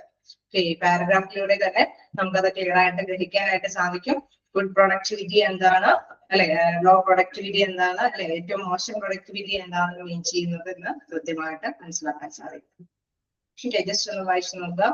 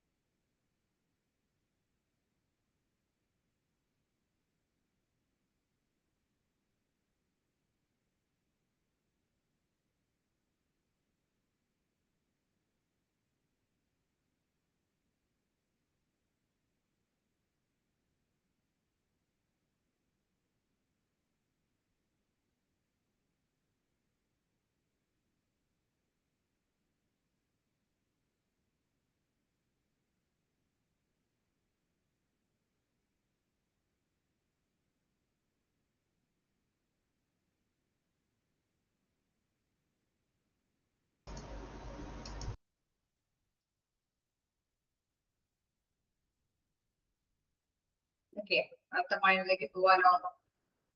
പെർഫോമൻസ് എന്താണെന്നുള്ളത് നമ്മൾ റിലേറ്റ് ചെയ്ത് പ്രൊഡക്ടിവിറ്റിയെ റിലേറ്റ് ചെയ്ത് മനസ്സിലാക്കി. നമുക്ക് നെക്സ്റ്റ് നോക്കാനുള്ളത് വാട്ട് ഈസ് അപ്രൈസ്ഡ്. ഓക്കെ, അപ്രൈസ്ഡ് എന്ന് പറയുമ്പോൾ വിലയിരുത്തൽ അല്ലെ, പ്രൊഡക്ടിവിറ്റി ഉൽപാദനക്ഷമത എന്താണെന്നുള്ളത് നമ്മൾ മനസ്സിലാക്കി. സോ അവിടെ എന്താണ് അപ്രൈസൽ എന്താണെന്ന് നോക്കാം. Appraisal are judgements of the characteristics, traits and performance of others. Okay, എല്ലാവരുടെയും വ്യത്യസ്തമായിട്ടുള്ള എംപ്ലോയീസ് ആണ്, അവരവരുടെ പെർഫോമൻസുകൾ, ആ പ്രൊഡക്ടിവിറ്റി അല്ലെ, അതിന്റെ സവിശേഷമായിട്ടുള്ള രീതിയിൽ തന്നെ ജഡ്ജ്മെന്റ് ചെയ്യുന്നതാണ് അപ്രൈസൽ എന്ന് പറയുന്നത് അല്ലെ. Appraisal are judgement of characteristics, trait and performance of others. On the basis of this assessment, we assess the worth or value of others and identify what is good or bad. Okay, ഒരു ജോലി ചെയ്യാനുള്ള കഴിവ് അല്ലെ, തീർച്ചയായിട്ടും നമുക്കറിയാം. Assess the worth or value of other and identify what is good or bad. ഏതാണ് നല്ലത് അല്ലെ? നമുക്ക് ഒരുപാട് എംപ്ലോയീസ് വർക്ക് ചെയ്യുമ്പോൾ തീർച്ചയായിട്ടും നമ്മൾ അബ്സെന്റിസം ഒന്നും ഇല്ലാതെ അല്ലെങ്കിൽ നല്ല ഹാർഡ് വർക്ക് ചെയ്യാനായിട്ടുള്ള മനോഭാവം ഉണ്ടാക്കുന്ന രീതിയിൽ അധികം ട്രെയിനിങ് ഒന്നും കൊടുക്കാതെ തന്നെ നല്ല സ്പീഡിലൊക്കെ അധികം അല്ലെ പ്രോബ്ലംസ് ഒന്നും ഇഷ്യൂസ് ഒന്നും ഇല്ലാതെ വർക്ക് ചെയ്യുന്ന അങ്ങനെ ഗുഡ് ആയിട്ടും ബാഡ് ആയിട്ടും അല്ലെ രണ്ട് രീതിയിൽ പ്രൊഡക്ടിവിറ്റി എന്താണെന്ന് നമ്മൾ കണ്ടതാണ്. അങ്ങനെയുള്ളവരെ ഐഡന്റിഫൈ ചെയ്യുക അല്ലെ ഐഡന്റിഫൈ ചെയ്യുക എന്നുള്ളൊരു കാര്യമാണ് ഇവിടെ നിർവഹിക്കുന്നത്. സോ നമ്മൾക്ക് മനസ്സിലാക്കാനായി സാധിക്കും ഒരു ഡ്യൂട്ടി ചെയ്യുമ്പോൾ വലിയ വലിയ പ്രഷർ ഇഷ്യൂസുകളും ഇല്ലാതെ സ്പീഡിലി അല്ലെ വർക്ക് ചെയ്യാനൊക്കെ ആയിട്ട് കഴിവുള്ളവരും ഉണ്ടാവും അല്ലാത്തവരും ഉണ്ടാവും. സോ ആ ഒരു കമ്പാരിസൺ നമുക്ക് അതാണ് ആ ഒരു ഗുഡ് ഓർ ബാഡിലേക്ക് എത്തിപ്പെടുന്നത്. ഓക്കെ, അങ്ങനെ വിലയിരുത്തുന്ന ഒരു പ്രോസസ്സാണ് എന്തെന്ന് പറയുന്നത് അപ്രൈസൽ എന്ന് പറയുന്നത്. In industry, performance appraisal is a systematic evaluation of an employee by supervisors. Okay, തീർച്ചയായിട്ടും നമുക്കറിയാം ഇൻഡസ്ട്രിയിൽ വ്യവസായ സ്ഥാപനങ്ങളിലെല്ലാം തന്നെ ഇത് അല്ലെ ഈ ഒരു പെർഫോമൻസ് അപ്രൈസൽ അല്ലെ in industry performance appraisal is a systematic evaluation of employee by supervisors. മേലധികാരികളാൽ അവിടെ ശാസ്ത്രീയമായിട്ട് വിലയിരുത്തുന്ന ഒരു കാര്യമാണ് എന്തെന്ന് പറയുന്നത് പെർഫോമൻസ് അപ്രൈസൽ എന്ന് പറയുന്നത്. വ്യവസായ സ്ഥാപനങ്ങളിൽ അല്ലെ എല്ലാം തന്നെ നമുക്കറിയാം സൂപ്പർവൈസേഴ്സ് ആണ് അവരുടെ അണ്ടറിലുള്ള സ്റ്റാഫുകളൊക്കെ എപ്പോഴെപ്പോഴും ഇഷ്യൂ ഉണ്ടാക്കി കൊണ്ടുവരുന്ന എംപ്ലോയീസ് എന്താണ് അല്ലെ സ്പീഡിൽ നന്നായിട്ട് വർക്ക് ചെയ്യാൻ പറ്റുന്ന എംപ്ലോയീസ് എന്താണ് അല്ലെ അവരൊക്കെ കൃത്യമായിട്ട് മനസ്സിലാക്കാൻ പറ്റുന്നത് അവരുടെ മേലധികാരികൾക്കാണ് അല്ലെ ശരിയല്ലേ? അപ്പൊ ആർക്കാന്നുള്ളൊരു ക്വസ്റ്റ്യൻ വന്നു കഴിഞ്ഞാൽ ഓർത്ത് വെക്കുക അവരുടെ മേലധികാരികൾക്കാണ്. ശരിയല്ലേ? മേലധികാരികളുടെ അണ്ടറിൽ ഒരുപാട് സ്റ്റാഫുകൾ ഉണ്ടാവും അല്ലെ അവർക്ക് മനസ്സിലാക്കാൻ സാധിക്കും. ചില എംപ്ലോയീസ് ഒക്കെ സ്പീഡിൽ വർക്ക് ചെയ്യും പക്ഷെ എന്തെങ്കിലുമൊക്കെ ഇഷ്യൂസ് ഉണ്ടാവും. ചില എംപ്ലോയീസ് ഒക്കെ സ്പീഡിൽ വർക്ക് ചെയ്യുന്നില്ലെങ്കിൽ പ്രൊഡക്റ്റിനൊന്നും യാതൊരു കംപ്ലൈന്റ് ഉണ്ടാവില്ല അല്ലെ. അങ്ങനെ വ്യത്യസ്തമായിട്ടുള്ള എംപ്ലോയീസുകൾ ഉണ്ടാവും. സോ നമുക്കറിയാം ചില എല്ലാവർക്കും എല്ലാ കഴിവും ചിലപ്പോൾ ഒന്നിച്ച് കിട്ടിയെന്ന് വരില്ല അല്ലെ. സ്വാഭാവികമായ കാര്യമാണ്. നമുക്ക് സ്പീഡിൽ ചെയ്യാൻ പറ്റും, ചിലർക്ക് സൂക്ഷ്മമായ ഒരു തരത്തിലും തെറ്റുകുറ്റങ്ങളൊന്നും വരുത്താതെ കുറച്ച് സമയം എടുത്തായിരിക്കും ചെയ്യാൻ പറ്റുന്നത്. പക്ഷെ എല്ലാ തരത്തിലുള്ള എംപ്ലോയീസിന് ചിലപ്പോൾ ആവശ്യമായിട്ട് വരും അല്ലെ. അപ്പൊ തീർച്ചയായിട്ടും നമുക്കറിയാം സൂപ്പർവൈസേഴ്സിനാണ് അത് വിലയിരുത്താനായിട്ട് സാധിക്കുന്നത്. Then employees also wish to know their position in the organization. Okay, തീർച്ചയായിട്ടും നമുക്കറിയാം എംപ്ലോയീസിന് ആഗ്രഹമുണ്ട് അല്ലെ അവരുടെ പൊസിഷൻ നമ്മളറിയാം. നന്നായിട്ട് വർക്ക് ചെയ്യുന്ന എംപ്ലോയീസിനാണെങ്കിൽ ചെറിയ ചെറിയ ആഗ്രഹങ്ങളും ഉണ്ടാവും അല്ലെ. ഇത്തിരി സാലറി കൊടുത്തരണമെന്നോ അല്ലെങ്കിൽ മറ്റുള്ളവരുടെ ഇടയിൽ ഒരു അംഗീകാരം വേണമെന്നൊക്കെ അവരാഗ്രഹിക്കും. നന്നായിട്ട് ഹാർഡ് വർക്ക് ചെയ്ത് നല്ല റിട്ടേൺ കിട്ടുന്ന അല്ലെ നല്ല രീതിയിൽ തന്നെ പെർഫോം ചെയ്യുന്ന എംപ്ലോയീസിന് അങ്ങനെ ഒരു ആഗ്രഹം ഉണ്ടാവാനായിട്ടുള്ള സാധ്യതയുണ്ട് അല്ലേ? ഉണ്ടാവില്ലേ? ഉണ്ടാവോ? ഓക്കെ, അപ്പൊ ഇൻ കേസ് മുകളിലൊക്കെ ഒരു വേക്കൻസി വരുമ്പോ ഒന്നും ചെയ്യാത്ത ഒരു എംപ്ലോയിയെ കൊണ്ട് അവിടെ കൊണ്ട് സ്ഥാപിച്ചു കഴിഞ്ഞാൽ നന്നായിട്ട് റിസൾട്ട് കാഴ്ചവെക്കുന്ന എംപ്ലോയിക്ക് എന്തെങ്കിലും വിഷമം ഉണ്ടാവോ? ഉണ്ടാവോ? വിഷമം ഉണ്ടാവോ? അതായത് എന്തെങ്കിലും മേൽത്തട്ടിൽ ഉണ്ടാവും അല്ലെ വിഷമം ഉണ്ടാവും തീർച്ചയായിട്ടും. കാരണം നമുക്കറിയാം അവിടെ ഹാർഡ് വർക്ക് ചെയ്യുന്നവരുണ്ടെങ്കിൽ അതിനനുസരിച്ചുള്ള റിട്ടേൺ അവർ പ്രതീക്ഷിക്കുന്നുണ്ട് അല്ലെ. അവിടെ സാധാരണ രീതിയിലുള്ള സാലറിക്ക് അപ്പുറം എന്തെങ്കിലും വേരിയേഷൻസ് വരുത്തുന്നുണ്ടെങ്കിൽ അവരെ പ്രിഫർ ചെയ്യാനായിട്ട് അവർ ആഗ്രഹിക്കുന്നുണ്ടാവും. സോ മനസ്സിലാക്കുക employees also wish to know their position in the organisation. Appraisal are essential for making many administrative decisions. So നമുക്കറിയാം അതുകൊണ്ട് തന്നെ അപ്രൈസൽ എന്ന് പറയുന്ന ഈ വിലയിരുത്തൽ എന്ന് പറയുന്ന കാര്യം വളരെയധികം പ്രധാനപ്പെട്ട തീരുമാനങ്ങൾ എടുക്കുന്നതിനൊക്കെ വളരെ പ്രധാനപ്പെട്ട ഒന്ന് തന്നെയാണ്. ഓക്കെ, സൂപ്പർവൈസേഴ്സ് ആണ് ഇത്തരത്തിലുള്ള വിലയിരുത്തൽ കാര്യങ്ങളൊക്കെ നടപ്പാക്കുന്നത്. അതുപോലെ തന്നെ നമ്മൾ കണ്ടു ഈ വിലയിരുത്തൽ എന്ന് പറയുന്ന ആ ഒരു പ്രോസസ്സ് അത് പലതരത്തിലുള്ള കാര്യങ്ങൾക്കൊക്കെ പ്രധാനപ്പെട്ടതാണ്. നോക്കാം അത് എന്തൊക്കെ കാര്യങ്ങളാണ്. Selection, training, promotion, transfer, region, salary administration, etc. Which are they aid in the personal research. Okay, നമുക്കറിയാം അല്ലെ എന്തെങ്കിലും കാര്യങ്ങളൊക്കെ അഡ്മിനിസ്ട്രേറ്റീവ് ലെവലിൽ കുറെ തീരുമാനങ്ങളൊക്കെ എടുക്കേണ്ടതുണ്ട് അല്ലെ. നമ്മള് മെയിൻ ആയിട്ട് നോക്കുകയാണെങ്കിൽ ഓരോ എംപ്ലോയീസിനും എന്തെങ്കിലുമൊക്കെ ട്രെയിനിങ് കൊടുക്കണോ, ഓക്കെ ഇന്ന കാര്യങ്ങൾക്കൊക്കെ അവർക്ക് ലീഡർഷിപ്പ് കൊടുക്കാം അല്ലെ. അങ്ങനെ ഒരു സെലക്ഷൻ പ്രൊസീജിയർ നടപ്പാക്കണമെങ്കിൽ തീർച്ചയായിട്ടും ഈ ഒരു അപ്രൈസൽ വിലയിരുത്തണം അല്ലെ. ശരിയല്ലേ? ആ ജോലി പ്രകടനം വിലയിരുത്തിയാലാണ് നല്ല എംപ്ലോയി ആണ്. അവർക്ക് ചിലപ്പോൾ നമ്മൾ ഇൻ കേസ് സൂപ്പർവൈസേഴ്സിന്റെ അഭാവത്തിലും കാര്യങ്ങൾ ചെയ്യാനൊക്കെ ആയിട്ടുള്ള ഒരു പവർ ഉണ്ട്. സോ അവരെ ലീഡറാക്കി നമുക്ക് കൈകാര്യം ചെയ്തെടുക്കാം അല്ലെ. അങ്ങനെ ഒരു സെലക്ഷൻ പ്രൊസീജിയർ നടപ്പാക്കണമെങ്കിൽ അല്ലെങ്കിൽ ചില കാര്യങ്ങൾക്കൊക്കെ നേതൃത്വം വഹിച്ച് മുന്നോട്ട് കൊണ്ടുപോകേണ്ടതുണ്ടെങ്കിൽ തീർച്ചയായിട്ടും ആ പൊസിഷനൊക്കെ ഏൽപ്പിക്കണമെങ്കിൽ തീർച്ചയായിട്ടും ഈ പെർഫോമൻസ് അപ്രൈസൽ ആവശ്യമാണ്. തന്നെ അതുപോലെ തന്നെ ട്രെയിനിങ്. ഓക്കെ, നന്നായിട്ട് വർക്ക് ചെയ്യുന്ന എംപ്ലോയീസും ഉണ്ടാവാം, മോശം വർക്ക് ചെയ്യുന്ന അല്ലെ, ചിലപ്പോ ആണെങ്കിൽ അവരുടെ ട്രെയിനിങ്ങിന്റെ അപാകത്താലായിരിക്കാം അവർക്ക് സ്പീഡിലി വർക്ക് ചെയ്യാൻ പറ്റുന്നത്. സോ അത് മനസ്സിലാക്കണമെങ്കിൽ തീർച്ചയായിട്ടും നമുക്കറിയാം ഈ പെർഫോമൻസ് ഇവാലുവേറ്റ് ചെയ്യണം അല്ലെ. ഇപ്പൊ ട്രെയിനിങ് ആവശ്യമായിട്ടുള്ള എംപ്ലോയിയെ കണ്ടെത്തണമെങ്കിലും ഇത് ആവശ്യമാണ്. ദെൻ ട്രാൻസ്ഫർ, നമുക്കറിയാം ട്രാൻസ്ഫർ എന്ന് പറയുന്നത് എന്താണ്? ട്രാൻസ്ഫർ എന്ന് പറയുന്നത് എന്താണ്? ബ്രാഞ്ച് ട്രാൻസ്ഫർ അല്ലെ.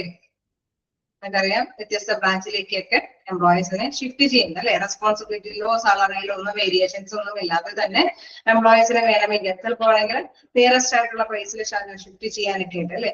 ആദ്യം ചിലപ്പോൾ അകലങ്ങളിൽ ഡ്യൂട്ടിയിലൊക്കെ ഏൽപ്പിച്ചു കൊടുത്തിട്ടുണ്ടാവാം. വീണ്ടും അവരൊക്കെ ആണെങ്കിൽ അവർ വില്ലിംഗ് ആണ്, നന്നായിട്ട് വർക്ക് ചെയ്യാനൊക്കെ ഏബിൾ ആവാം, അവർക്ക് ട്രാൻസ്ഫർ കാര്യങ്ങളൊക്കെ കൊടുക്കാനായിട്ടുള്ള സാധ്യതയാണ്. അത് വിലയിരുത്തണമെങ്കിലും തീർച്ചയായിട്ടും നമുക്കറിയാം എംപ്ലോയിയെ നമുക്ക് കൃത്യമായിട്ട് തന്നെ മനസ്സിലാക്കേണ്ടതുണ്ട്. Then wage and salary administration etc. അതായത് വേജിലും അല്ലെ അവിടെ കൂലിയിലും അല്ലെങ്കിൽ ശമ്പളത്തിലൊക്കെ എന്തെങ്കിലും മാറ്റങ്ങൾ വരുത്തണോ, കൂട്ടി കൊടുക്കണോ അല്ലെ, അങ്ങനെയൊക്കെ കൃത്യമായിട്ട് അനലൈസ് ചെയ്യണമെങ്കിലും തീർച്ചയായിട്ടും നമുക്ക് എന്താവശ്യമാണ്?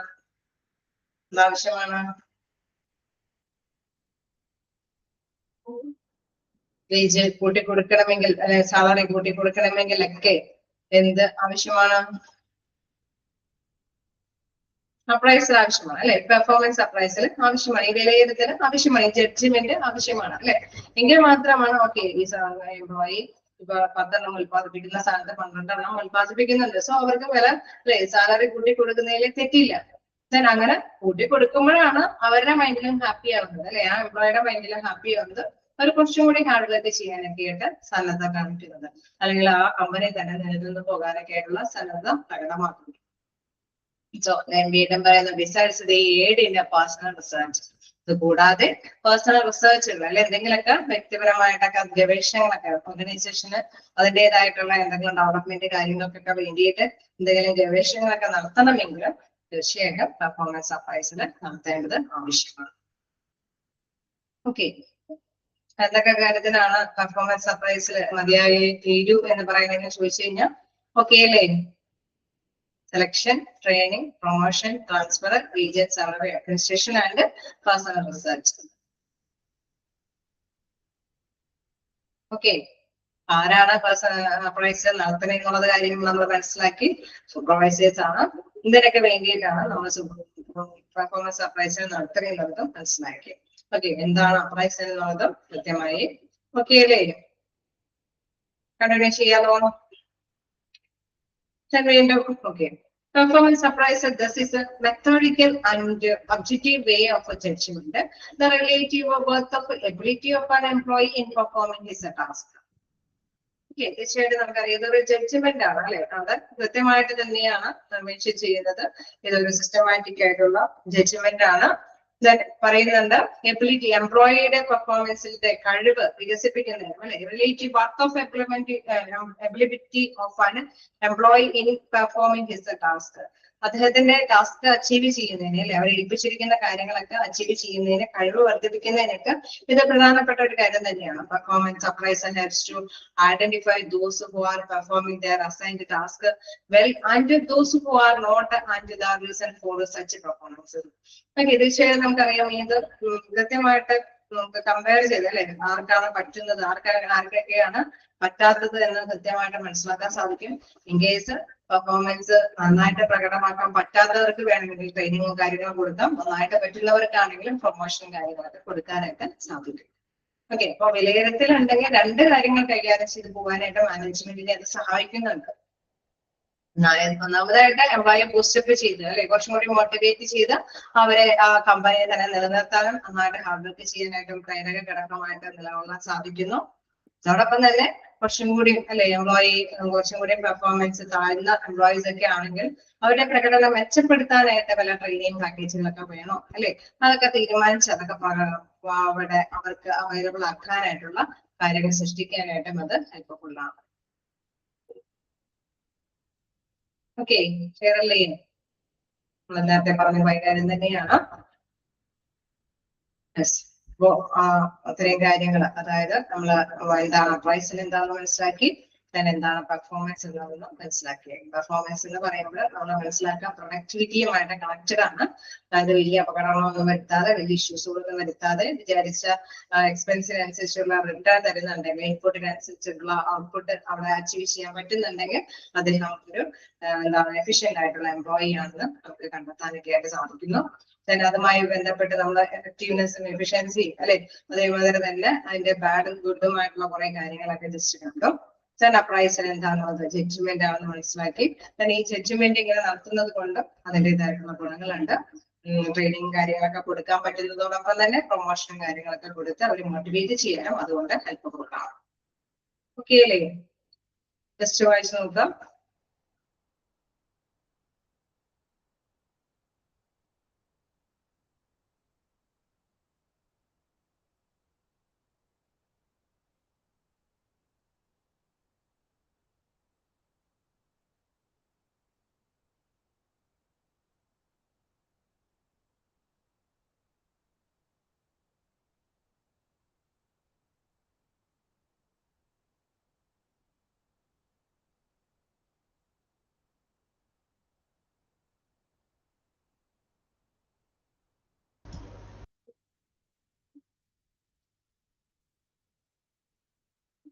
ഓക്കെ, നമുക്ക് നെക്സ്റ്റ് നോക്കാനുള്ളത് എന്താണ്?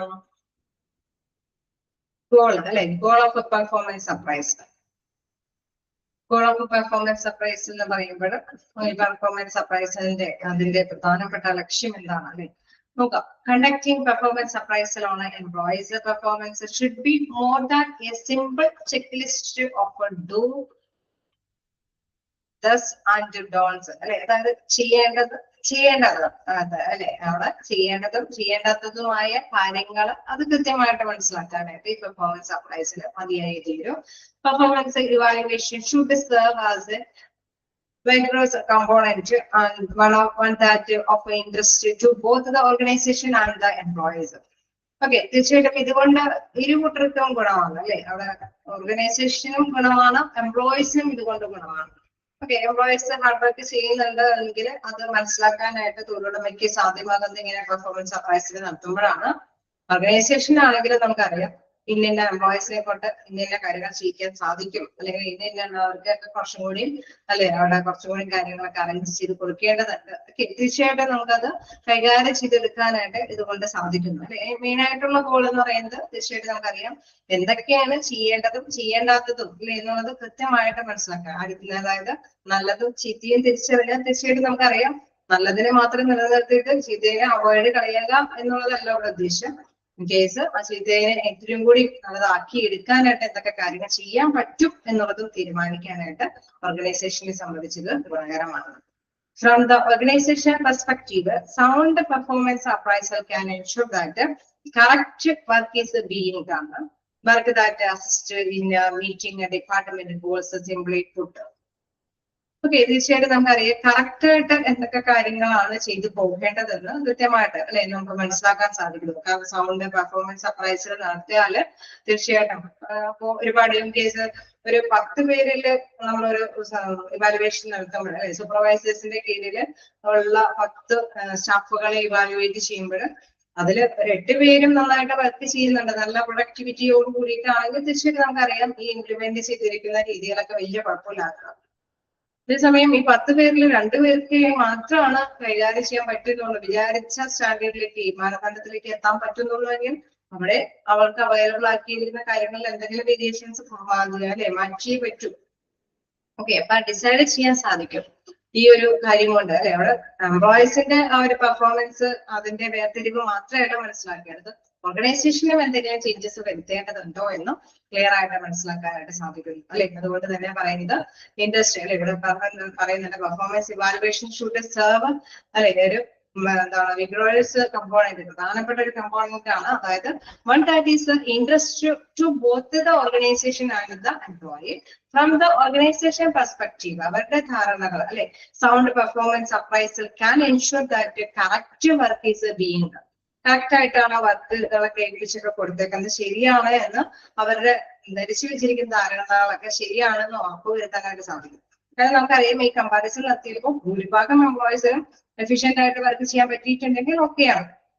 അവരുടെ വർക്കും കാര്യങ്ങളും അവരുടെ സ്ട്രക്ചറും കാര്യങ്ങളൊക്കെ ഓക്കെയാണ്. അതെല്ലാം കുറച്ച് പേർക്ക് അല്ലെ റയറായിട്ട് 1-2 പേർക്ക് മാത്രമാണ് അറ്റൻഡ് ചെയ്യാൻ പറ്റുന്നതെങ്കിൽ തീർച്ചയായിട്ടും അവിടെ വേരിയേഷൻസ് എന്തെങ്കിലുമൊക്കെ വരുത്തിയേ പറ്റൂ അല്ലെ. വീണ്ടും പറയാണ് work that assist in meeting department goals simplify കിട്ടും. ഓക്കെ, അപ്പൊ ആ ഒരു കാര്യങ്ങൾ കൊണ്ട് നമുക്ക് ഗോൾ അച്ചീവ് ചെയ്യാൻ പറ്റും എന്നുള്ളത് കൃത്യമായിട്ട് മനസ്സിലാക്കാനായിട്ട് സാധിക്കും. ഓക്കെ, ക്ലിയർ ആയെന്ന് വിചാരിക്കുന്നു. അതായത് നമുക്കറിയാം പെർഫോമൻസ് സർപ്രൈസ് നടത്തുമ്പോൾ എംപ്ലോയീസിന് മാത്രം വേരിയേഷൻസ് കണ്ടുപിടിക്കുക മാത്രമല്ല അവിടെ ലക്ഷ്യമിടുന്നത് ഓർഗനൈസേഷനും നമ്മള് അല്ലെ അവിടെ തീരുമാനിച്ചിരിക്കുന്ന സ്ട്രക്ചറും കാര്യങ്ങളും അല്ലെ അവിടെ വർക്കിംഗ് കണ്ടീഷനും പ്രൊവൈഡ് ചെയ്തു കൊടുക്കുന്ന വർക്കിംഗ് കണ്ടീഷൻ ഒക്കെ ഓക്കെയാണ്. കാരണം മോസ്റ്റ് ഓഫ് ദ എംപ്ലോയീസിനും അത് സ്റ്റാൻഡേർഡ് നേടിയെടുക്കാൻ പറ്റുന്നുണ്ടെന്ന് മനസ്സിലാക്കാനായിട്ട് സാധിക്കും. അതല്ല സ്റ്റാൻഡേർഡ് നേടിയെടുക്കാൻ പറ്റുന്നില്ലെങ്കിൽ ചിലപ്പോൾ വേരിയേഷൻസ് എന്തെങ്കിലും അല്ലെ, ചിലപ്പോൾ ചില വർക്കിംഗ് കണ്ടീഷനിൽ മാറ്റം വരുത്തേണ്ടതായിട്ട് വരും. അതല്ലെങ്കിൽ കുറച്ചും കൂടി എംപ്ലോയീസിനെ കൂടുതൽ നിയമിക്കേണ്ടതായിട്ട് വരും. കാരണം അത് അവരെ കൊണ്ട് താങ്ങാൻ പറ്റുന്നതിനപ്പുറമായിരിക്കും അവരെ ഏൽപ്പിച്ചു കൊടുക്കുന്ന ഡ്യൂട്ടി. ഓക്കെ, ഇത്രയും പ്രൊഡക്ഷൻ ചിലപ്പോൾ അവർക്ക് ഉത്പാദിപ്പിക്കാൻ പറ്റുന്നില്ലെങ്കിൽ ചിലപ്പോൾ ഒരു പക്ഷേ കറക്റ്റ് ടൈമില് അസംസ്കൃത വസ്തുക്കൾ അല്ലെ റോ മെറ്റീരിയൽസ് എത്തിപ്പെടാത്തത് കൊണ്ടായിരിക്കാം. അത് എന്തുകൊണ്ടാണ്, എവിടെയാണ് അവിടെ ലാഗ് വന്നിരിക്കുന്നത്, അല്ലെങ്കിൽ മെഷീന്റെ പ്രോസസ്സ് അത് നന്നായിട്ട് വർക്കിംഗ് ആവാത്തത് കൊണ്ടായിരിക്കാം. സോ അവിടെയൊക്കെ കറക്ഷൻ വരുത്താനായിട്ട് ഓർഗനൈസേഷന് ഗുണകരമായിട്ടുള്ള ഒരു കാര്യം തന്നെയാണ്. Then each employees the work should support the activities need to action his or her supervisors performance objectives. അതേപോലെ തന്നെ നമുക്കറിയാം അവിടെ സൂപ്പർവൈസേഴ്സിന്റെ മേലധികാരികളുടെ അണ്ടറിലാണ് ഇങ്ങനെയുള്ള പെർഫോമൻസ് സർപ്രൈസിലൊക്കെ നടത്തുന്നത് അല്ലേ. അതല്ലേ നമ്മൾ പഠിച്ചത് അല്ലേ? അല്ലേ, മേലധികാരികളല്ലേ പെർഫോമൻസ് സർപ്രൈസിൽ നടത്തുന്നതെന്ന് നമ്മൾ പഠിച്ചത് ആണോ? അല്ലെ, അപ്പൊ അവിടെ വീണ്ടും പറയാണ് ഓരോ എംപ്ലോയീസും അല്ലെ should support the activities need to action his or their supervisors performance objectives. അപ്പൊ തീർച്ചയായിട്ടും ഓരോ മേലധികാരിക്കും അവരുടെ അണ്ടറിൽ തന്നെ ഉള്ള അല്ലെ അവരുടെ അണ്ടറിലുള്ള എംപ്ലോയീസിനൊക്കെ കൃത്യമായിട്ട് പെർഫോമൻസ് കൈകാര്യം ചെയ്യാൻ പറ്റുന്നുണ്ടോ, എന്തെങ്കിലും സപ്പോർട്ടീവ് ആയിട്ടുള്ള ആക്ഷൻ വേണമെങ്കിൽ അവരെ കുറച്ചും കൂടി ഹെൽപ്പ് ചെയ്ത് കൊടുക്കേണ്ടതുണ്ടെങ്കിലൊക്കെ അത് കൃത്യമായിട്ട് മനസ്സിലാക്കാൻ സാധിക്കുന്നു. വീണ്ടും ദിസ് ഷുഡ് വോയിസ് ഒക്കെ ഉണ്ടാവുന്നുണ്ടോ?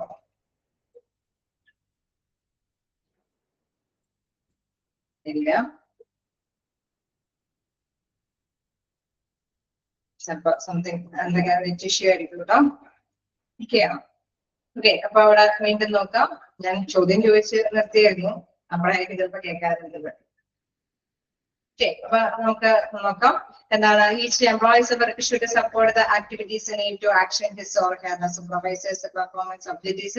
Then this should ultimately continue up the hierarchy with all efforts supporting corporate strategic goals. Okay, വീണ്ടും നമുക്കറിയാം, നമ്മൾ നേരത്തെ പറഞ്ഞു അല്ലെ അവിടെ ഏതെങ്കിലുമൊക്കെ കാര്യങ്ങളിൽ വേരിയേഷൻസ് വരുത്തേണ്ടതുണ്ടോ എന്ന് കൃത്യമായിട്ട് മനസ്സിലാക്കാൻ സാധിക്കുന്നു എന്ന് പറഞ്ഞു അല്ലെ. ഇപ്പൊ ചിലപ്പോ അവിടുത്തെ ഹൈറാർക്കി സിസ്റ്റത്തിനായിരിക്കും ചിലപ്പോൾ എന്തെങ്കിലും വേരിയേഷൻസ് വരുത്തേണ്ടത്. ഹൈറാർക്കി സിസ്റ്റം എന്ന് പറയുന്നത് എന്താണ്? ഹൈറാർക്കി സിസ്റ്റം എന്ന് പറയുന്നത് എന്താണ്? ഒരു ജോലി ക്രമീകരണം അല്ലെ, അവരുടെ സ്റ്റാറ്റസ് അനുസരിച്ചിട്ട് തന്നെ ടോപ്പ് ലെവലില്, മിഡിൽ ലെവലില്, ലോവർ ലെവല് അല്ലെ, അങ്ങനെ ഫീൽഡ് വർക്ക് അങ്ങനെ ഒരു ക്രമീകരണം ഉണ്ട്. അപ്പൊ അവിടെ എന്തെങ്കിലുമൊക്കെ വേരിയേഷൻസ് ഒക്കെ വരുത്തേണ്ടത് എന്താണെന്ന് കൃത്യമായിട്ട് നമുക്ക് മനസ്സിലാക്കാനായിട്ട് സാധിക്കും. ചിലപ്പോൾ അവരുടെ അണ്ടറിലുള്ള സ്റ്റാഫുകളുടെ എണ്ണം കൂടുതലാണെങ്കിൽ അവരെ എല്ലാം കൺട്രോൾ ചെയ്യാനായിട്ട് ചിലപ്പോൾ അവര് മേലധികാരികൾക്ക് പറ്റിയെന്ന് വരും. സോ തീർച്ചയായിട്ടും നമുക്കറിയാം പ്രോപ്പറായിട്ട് നമ്മൾക്ക് ഈ പെർഫോമൻസ് ഇവാലുവേറ്റ് ചെയ്യുമ്പോഴാണ് ഇത്തരത്തിലുള്ള കാര്യങ്ങളൊക്കെ നമുക്ക് മനസ്സിലാക്കാനായിട്ട് സാധിക്കുന്നത്. ഓക്കെ, അപ്പൊ ഇവിടെ പറയാണ് this should ultimately continue up hierarchy with all effort supporting corporate strategic goals. അതേപോലെ തന്നെ ഹൈറാർക്കി സിസ്റ്റം അനുസരിച്ചിട്ട് മേലധികാരികൾക്ക് ഗോൾ അച്ചീവ് ചെയ്യാൻ വേണ്ടിയിട്ട് തന്ത്രപരമായിട്ടുള്ള എന്തെങ്കിലും കാര്യങ്ങളൊക്കെ മെയിൻറ്റെയിൻ ചെയ്തിട്ട് അവർക്ക് മനസ്സിലാക്കി കൊടുക്കാനായിട്ട് സാധിക്കുന്നു. From the employee perspective properly operating performance appraisal system provide a clear communication of work expectations. അത് മാത്രമല്ല നമുക്കറിയാം അവിടെ എന്താണോ പ്രതീക്ഷിക്കുന്നത് ഓരോ എംപ്ലോയി നിന്നും തീർച്ചയായിട്ടും നമുക്കറിയാം സ്റ്റാൻഡേർഡ് വെച്ചിട്ടായിരിക്കും ഇവര് കമ്പാരിസൺ നടത്തുന്നത് അല്ലെ. അവിടെ വേരിയേഷൻസ് പ്രൈസിൽ നടത്തുന്നത് ആ ഒരു മാനദണ്ഡം കീപ്പ് ചെയ്യുമ്പോൾ, അതായത് 10 ഉൽപ്പാദിപ്പിക്കണം എന്നുള്ള ഒരു മാനദണ്ഡം വെച്ചിട്ട്, അല്ലെങ്കിൽ ഇത്രയും സർവീസ് ഇത്രയും ആളുകൾക്ക് കൊടുക്കണം എന്നുള്ള മാനദണ്ഡം വെച്ചിട്ടായിരിക്കും. സോ ആ എക്സ്പെക്ടേഷൻ കൃത്യമായിട്ട് തന്നെ അവരെ മനസ്സിലാക്കി കൊടുക്കാനായിട്ട് പ്രോപ്പറായിട്ട് തന്നെ അവിടെ തീർച്ചയായിട്ടും ഇത്രയുമാണ് ഞങ്ങൾ പ്രതീക്ഷിച്ചത് അല്ലെ, ഓർഗനൈസേഷന് കൃത്യമായിട്ട് തന്നെ മനസ്സിലാക്കി കൊടുക്കാനായിട്ട് സാധിക്കുന്നു. ഈ പെർഫോമൻസ് അപ്രൈസൽ നടത്തുമ്പോഴായിരിക്കും ഞങ്ങളെ കൊണ്ട് ഇത്രയും പറ്റുള്ളൂ, പക്ഷെ ഞങ്ങൾ പ്രതീക്ഷിച്ചത് ഇത്രയാണെന്നൊക്കെ കൃത്യമായിട്ട് തന്നെ കമ്മ്യൂണിക്കേറ്റ് ചെയ്യാൻ സാധിക്കുന്നു. So knowing what is expected is the first step in helping one to cope better with the stress usually connected with a lack of clear directions.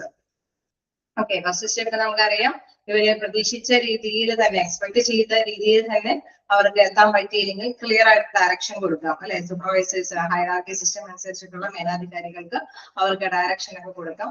നിങ്ങൾക്ക് ഇന്ന രീതിയിലൊക്കെ സാധിക്കും അല്ലെ, ഇൻ കേസ് ഇങ്ങനെയൊക്കെയാണ് സ്റ്റെപ്പ് ബൈ സ്റ്റെപ്പ് ആയിട്ട് കാര്യങ്ങളൊക്കെ ചെയ്യേണ്ടത്. അതിനൊരു കൃത്യമായിട്ടുള്ള ഒരു ഡയറക്ഷൻ ഒക്കെ അവിടെ കൊടുക്കാനായിട്ട് സാധിക്കും. Secondly, properly designed performance appraisal should also serve as a means of assisting an employee's personal development. തീർച്ചയായിട്ടും നമുക്കറിയാം, ഇൻ കേസ് അവരെ കൊണ്ട് പറ്റിയില്ലെങ്കിൽ തീർച്ചയായിട്ടും അവർക്ക് ട്രെയിനിങ്ങും കാര്യങ്ങളൊക്കെ കൊടുക്കും അല്ലെ. അവരുടെ പേഴ്സണൽ ഡെവലപ്മെന്റ് എന്ന് പറയുമ്പോൾ തീർച്ചയായിട്ടും നമുക്കറിയാം അവരുടെ നോളജും സ്കില്ലും ഡെവലപ്പ് ചെയ്യാനായിട്ടുള്ള സാധ്യമായിട്ടുള്ള കാര്യങ്ങൾ. ആദ്യം തന്നെ നമുക്കറിയാം, അവർ ഒരു സൂപ്പർവൈസർ ആണെങ്കിൽ അവരുടെ കീഴിലുള്ള എംപ്ലോയീസിനോടൊക്കെ ഇന്ന കാര്യങ്ങൾ ചെയ്യണം, ഇന്ന രീതിയിൽ ചെയ്താലാണ് നമുക്ക് റിസൾട്ട് ചെയ്യാൻ പറ്റുള്ളൂ. ഓക്കെ, ഇന്ന ഇപ്പൊ കസ്റ്റമേഴ്സിനെയൊക്കെ ഇങ്ങനെയൊക്കെ ഡീൽ ചെയ്യണം അല്ലെ. അവർ കൃത്യമായിട്ടുള്ള നിർദ്ദേശങ്ങളും ഡയറക്ഷൻസും കൊടുക്കും അല്ലേ, ശരിയല്ലേ? മേലധികാരികൾ അങ്ങനെയല്ലേ ചെയ്യുന്നത്. ഓക്കെ, മേലധികാരികൾ പറയുന്നതനുസരിച്ചിട്ട് തന്നെ അവിടെ വർക്കുകൾ കൈകാര്യം ചെയ്യും. ഓക്കെ, അങ്ങനെ വർക്കുകൾ കൈകാര്യം ചെയ്തിട്ട് തീർച്ചയായിട്ടും നമുക്കറിയാം ചില എററുകളൊക്കെ സംഭവിക്കും. ഓക്കെ, ആ എററുകളൊക്കെ സംഭവിക്കുമ്പോൾ തീർച്ചയായിട്ടും നമുക്കറിയാം സൂപ്പർവൈസേഴ്സ് അതൊക്കെ കറക്റ്റ് ചെയ്ത് കൊടുക്കും. കുറച്ചും കൂടി നമുക്കറിയാം ആദ്യം കിട്ടുന്ന ഒരു സ്വാതന്ത്ര്യമൊന്നും ചിലപ്പോൾ കിട്ടിയത് വരില്ല. കുറച്ചും കൂടി അല്ലെ, കുറച്ചും കൂടി കർക്കശമായ നിലപാടുകളൊക്കെ സ്വീകരിച്ച് അവരെ കൊണ്ട് അത് ചെയ്യിപ്പിക്കാനായിട്ട് ശ്രമിക്കും. അങ്ങനെ വരുമ്പോൾ എന്താണ്, അവരെ സംബന്ധിച്ച് കുറച്ചും കൂടി പേഴ്സണൽ ഡെവലപ്മെന്റ് അവർക്ക് കിട്ടുകയാണ് അല്ലെ. Secondly, properly designed performance appraisal should also serve as A means of assisting an employees personal development. Okay, ഇപ്പൊ ഓർഗനൈസേഷന് കുറെ ഗുണങ്ങൾ കിട്ടുന്നു എന്നതോടൊപ്പം തന്നെ ഈ പെർഫോമൻസ് അപ്രൈസൽ നടത്തുമ്പോൾ അവിടെയുള്ള സ്റ്റാഫുകൾക്കും അവരുടേതായിട്ടുള്ള പേഴ്സണൽ ഡെവലപ്മെന്റിന് ഇതുകൊണ്ട് സാധ്യമാണ്. ഓക്കെ, അവര് തീർച്ചയായിട്ടും നമുക്കറിയാം ഇതിന്റെ ഹെൽപ്പോട് കൂടിയിട്ട് കൈകാര്യങ്ങളൊക്കെ ചെയ്യുമ്പോൾ എന്തെങ്കിലുമൊക്കെ എററൊക്കെ വരുത്തുമ്പോൾ അവരെ സ്വന്തം തന്നെ അല്ലെ നമുക്കറിയാം എക്സ്പീരിയൻസ് സ്വന്തം അനുഭവത്തിലൂടെ തന്നെ അവർ കുറെ നോളജ് അല്ലെ അവരുടെ സ്കില്ലൊക്കെ ഡെവലപ്പ് ചെയ്യാനൊക്കെ ആയിട്ട് തുടങ്ങും. ഓക്കെ, അപ്പൊ പെർഫോമൻസ് അപ്രൈസൽ ഇവിടെ പറഞ്ഞു വരുന്നതിൽ പ്രധാനമായിട്ട് വരുന്നത് പെർഫോമൻസ് അപ്രൈസൽ എന്ന് പറയുന്നത് ഓർഗനൈസേഷന്റെ ഗോൾ അച്ചീവ് ചെയ്യാനായിട്ട് ഹെൽപ്ഫുൾ ആവുന്നതോടൊപ്പം തന്നെ എംപ്ലോയീസിന്റെയും സ്കില്ല് നോളജ് ഒക്കെ ഡെവലപ്പ് ചെയ്യാനായിട്ടും അതുകൊണ്ട് സാധിക്കുന്നു എന്നുള്ളതാണ്. ഓക്കെ, അപ്പൊ ഈ ഒരു ലക്ഷ്യം അല്ലെ, ഈ രണ്ട് ലക്ഷ്യവും ഒരുപോലെ തന്നെ നേടിയെടുക്കാനായിട്ട് എന്ത് പ്രധാനപ്പെട്ട കാര്യമാണോ പെർഫോമൻസ് അപ്രൈസൽ എന്ന് പറയുന്നത് പ്രധാനപ്പെട്ട കാര്യമാണ്. ഓക്കെ, റിയലി ഓക്കെ, ഇപ്പൊ ഓർഗനൈസേഷൻ എങ്ങനെയൊക്കെ ഗുണം ചെയ്യുന്നു എന്നാ പറയുന്നത്. ഓർഗനൈസേഷന് അല്ലെ എന്താണ് എന്തെങ്കിലും വേരിയേഷൻസ് ഒക്കെ വരുത്തേണ്ടതുണ്ടോ എന്ന് കണ്ടെത്താനായിട്ട് സാധിക്കും. അതേപോലെ തന്നെ എംപ്ലോയീസിനെ സംബന്ധിച്ച് എന്തൊക്കെ കാര്യങ്ങളാണ് അവിടെ ഹെൽപ്ഫുൾ ആവുന്നത്, അവരുടെ പേഴ്സണൽ ഡെവലപ്മെന്റ് തന്നെ അവർക്ക് ഹെൽപ്ഫുൾ ആണ്. അതായത് അവർക്ക് എന്താണ് അവരുടെ സ്കില്ല് നോളജ് ഡെവലപ്പ് ചെയ്യാനായിട്ട് സാധിക്കും. ഓക്കെ, അത് എങ്ങനെയാണ് അത് സാധ്യമാകുന്നത്? ഫസ്റ്റ്ലി നമുക്കറിയാം അവിടെ ബെറ്റർ ആയിട്ട് തന്നെ സൂപ്പർവൈസേഴ്സ് ഡയറക്ഷൻ നടത്തുന്നു. സെക്കൻഡ്ലി നമുക്കറിയാം അതിനുശേഷം അല്ലെ performance appraisal should serve as A means assisting employees personal development. എന്നിട്ട് നമുക്കറിയാം ആ ഡയറക്ഷനോട് കൂടിയിട്ട് അവർ വർക്ക് ചെയ്യുമ്പോൾ ചിലപ്പോൾ വേണമെങ്കിൽ കുറെ കമ്മലും കാര്യങ്ങളൊക്കെ കൊടുത്ത് അല്ലെ കുറച്ച് കഴിയുമ്പോഴേക്കും നമുക്കറിയാം കുറച്ച് പണിഷ്മെന്റും കാര്യങ്ങളൊക്കെ കിട്ടി തുടങ്ങും. സോ അവരെങ്ങനെയെങ്കിലും സ്പീഡിൽ ചെയ്യണമെന്നോ അല്ലെ അതെങ്ങനെയാ സ്പീഡ് ചെയ്യാനായിട്ട് പറ്റുക എന്നൊക്കെ ഒരു എക്സ്പീരിയൻസ് അവർക്ക് നേടിയെടുക്കാനൊക്കെ ആയിട്ട് സാധിക്കും. ഓക്കെ, ക്ലിയർ അല്ലേ? നമുക്ക് നെക്സ്റ്റ് പാരഗ്രാഫിലേക്ക് പോവാം. To make the effective performance appraisal reality or criteria need to present there are. Okay, ഇവിടെ പറയാണ് യഥാർത്ഥത്തിൽ പെർഫോമൻസ് അപ്രൈസലുമായി ബന്ധപ്പെട്ട് വരുമ്പോൾ നമുക്ക് അതിന്റെ ഫലപ്രാപ്തി എന്താണ് അല്ലെ പ്രകടനത്തിലെ വിലയിരുത്തേണ്ട ലക്ഷ്യങ്ങൾ തീർച്ചയായിട്ടും എന്തൊക്കെയാണെന്ന് നമുക്ക് കൃത്യമായിട്ട് നോക്കാം. പെർഫോമൻസ് സപ്ലൈസ് നടത്തുമ്പോൾ നമ്മൾ പറഞ്ഞ ഓർഗനൈസേഷനും അതിന്റെ കുറെ കാര്യങ്ങൾ നേടിയെടുക്കാൻ പറ്റുന്നു, എംപ്ലോയിക്കും അവരുടേതായിട്ടുള്ള കുറെ കഴിവും അല്ലെ നോളജ് ഒക്കെ ഡെവലപ്പ് ചെയ്യാൻ പറ്റുന്നു എന്നുള്ളത് പ്രധാനമായിട്ട് നമുക്ക് മനസ്സിലാക്കി. അപ്പൊ എന്തൊക്കെ കാര്യങ്ങളാണ് ആക്ച്വലി ആ പെർഫോമൻസ് സപ്ലൈസിൽ നടത്തുമ്പോൾ അത് ലക്ഷ്യമിടുന്നതെന്ന് നോക്കാം. To review past performance. Okay, കഴിഞ്ഞ കാല ജോലി പ്രകടനങ്ങളൊക്കെ അത് വിലയിരുത്തുകയാണ് ചെയ്യുന്നത് അല്ലെ, ഓരോ കാര്യങ്ങളൊക്കെ വിലയിരുത്തുന്നുണ്ട്. കഴിഞ്ഞ കാല ജോലി പ്രകടനങ്ങൾ വിലയിരുത്തുന്നു. To assess training needs. Okay, ഇങ്ങനെ വിലയിരുത്തി കഴിയുമ്പോഴാണ് നമുക്ക് മനസ്സിലാക്കുക ഓക്കെ കുറച്ചും കൂടി എംപ്ലോയീസിനൊക്കെ ട്രെയിനിങ് കൊടുക്കേണ്ടതുണ്ട്. എന്താണ് അവിടെ ആവശ്യം അല്ലെ, എല്ലാ എംപ്ലോയീസിനും ചിലപ്പോൾ ട്രെയിനിങ്ങിന്റെ ആവശ്യം വരില്ല. ഇപ്പൊ ഇൻ കേസ് ഒരു വലിയ കമ്പനി ആണെങ്കിൽ ടോപ്പ് ലെവലിലും മിഡിൽ ലെവലിലും ലോവർ ലെവലിലൊക്കെ ജോലി ചെയ്യുന്ന എംപ്ലോയീസ് ഉണ്ടാവും. സോ നമുക്കറിയാം എല്ലാ ജോലിക്കാർക്കും ഒരേ രീതിയിലുള്ള ട്രെയിനിങ് ഒന്നും അല്ല അവിടെ വേണ്ടി വരുന്നത്. സോ ചില ആൾക്കാർക്ക് വേണ്ടി മാത്രം അല്ലെ അവിടെ പെർഫോമൻസ് സപ്ലൈസിൽ നടത്തുമ്പോൾ ആർക്കാണോ എന്തെങ്കിലും പ്രൊഫഷണൽ സാധ്യതകൾ വരുന്നത്, അവരുടെ പ്രകടനത്തിൽ എന്തെങ്കിലും വേരിയേഷൻസ് ട്രെയിനിങ് കൊടുത്താലാണ് മെച്ചപ്പെടുത്താൻ സാധിക്കുകയുള്ളൂ എന്ന് തീരുമാനിക്കുന്നത്, അവർക്ക് മാത്രം ട്രെയിനിങ് കൊടുത്താൽ മതി അല്ലെ. ടു അസസ് ട്രെയിനിങ് നീഡ്സ്, അത് വിലയിരുത്താൻ സാധിക്കും. പെർഫോമൻസ് സപ്ലൈസിൽ നടത്തുമ്പോൾ നമുക്കറിയാം പ്രധാനമായിട്ടും പാസ്റ്റ് പെർഫോമൻസുകൾ നമുക്ക് അവലോകനം ചെയ്യാനായിട്ട് സാധിക്കുന്നു. Second one assess training needs, needs എന്താണെന്ന് വിലയിരുത്താൻ സാധിക്കുന്നു. To help develop individuals. Okay, നമ്മൾ പറഞ്ഞു ഈ പെർഫോമൻസ് സപ്ലൈസിൽ നടത്തുമ്പോൾ ഓരോ എംപ്ലോയീസിന്റെ അല്ലെ അവരുടെ സ്കില്ല് നോളജ് ഡെവലപ്പ് ചെയ്യാൻ സാധിക്കുന്നു. ഡെവലപ്പ് ചെയ്യാൻ സാധിക്കുന്നു എന്ന് പറയുന്നത് എന്താണ്, ആദ്യം ഡയറക്ഷൻസ് ഒക്കെ സൂപ്പർവൈസേഴ്സ് കൊടുക്കുന്നു, then അവർക്ക് കുറച്ചും കൂടി സ്കെയിൽ ചെയ്യാനായിട്ടുള്ള കാര്യങ്ങളൊക്കെ ഇങ്ങനെ വിലയിരുത്തുമ്പോൾ അവർ തീർച്ചയായിട്ടും അവരൊക്കെ പറഞ്ഞു കൊടുക്കും. സോ അവരുടെ സ്പീഡിലൊക്കെ അവരെ വർക്ക് ചെയ്യാനായിട്ടുള്ള എക്സ്പീരിയൻസ് നേടിയെടുക്കും അല്ലെ. അങ്ങനെ അവരുടെ നോളജ് സ്കില്ലൊക്കെ ഡെവലപ്പ് ചെയ്യും. ശരിയല്ലേ? ശരിയാണോ? പെർഫോമൻസ് സപ്ലൈസ് നടത്തുമ്പോൾ അങ്ങനെ ഒരു ഡെവലപ്മെന്റ് വരുന്നുണ്ടോ? ഉണ്ട്. വീണ്ടും to audit the skills within an organisation. ഈ കഴിവുകളൊക്കെ ഓർഗനൈസേഷന് ഗുണകരമാണോ എന്ന് നമ്മൾ കണ്ടെത്താനായിട്ട് സാധിക്കുന്നു. നമുക്കറിയാം ഒരുപാട് കഴിവുകളൊക്കെ ഉണ്ടെന്ന് പറഞ്ഞിട്ട് നമ്മുടെ ഓർഗനൈസേഷൻ എന്താണോ ഗുണകരമായത് അല്ലെ, നമ്മുടെ ഓർഗനൈസേഷനിൽ ഒരുപാട് സ്പീഡിൽ ചെയ്യുന്ന എംപ്ലോയീസിനെ വേണ്ട, അവരൊക്കെ ഇന്ന കാര്യങ്ങളൊക്കെ കൃത്യതയോടുകൂടിയാണ് ചെയ്യേണ്ട ഒരു ഡ്യൂട്ടിയാണ്. ചില ഡ്യൂട്ടികൾ എന്ന് പറഞ്ഞാൽ സ്പീഡിൽ ചെയ്യേണ്ട ഡ്യൂട്ടികളായിരിക്കും, ചില ഡ്യൂട്ടികൾ എന്ന് പറഞ്ഞു കഴിഞ്ഞാൽ സമയം എടുത്ത് ചെയ്യേണ്ടതായിരിക്കും. കാരണം അതിന്റെ ആ ഫിനിഷിംഗിൽ എത്തണമെങ്കിൽ തീർച്ചയായിട്ടും സമയമാണ് സൂക്ഷ്മമായിട്ട് ക്ഷമയോടുകൂടി കൈകാര്യം ചെയ്യേണ്ടതുണ്ട്.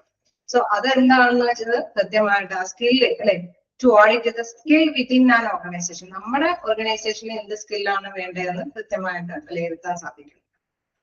Then to set goal for a future performance.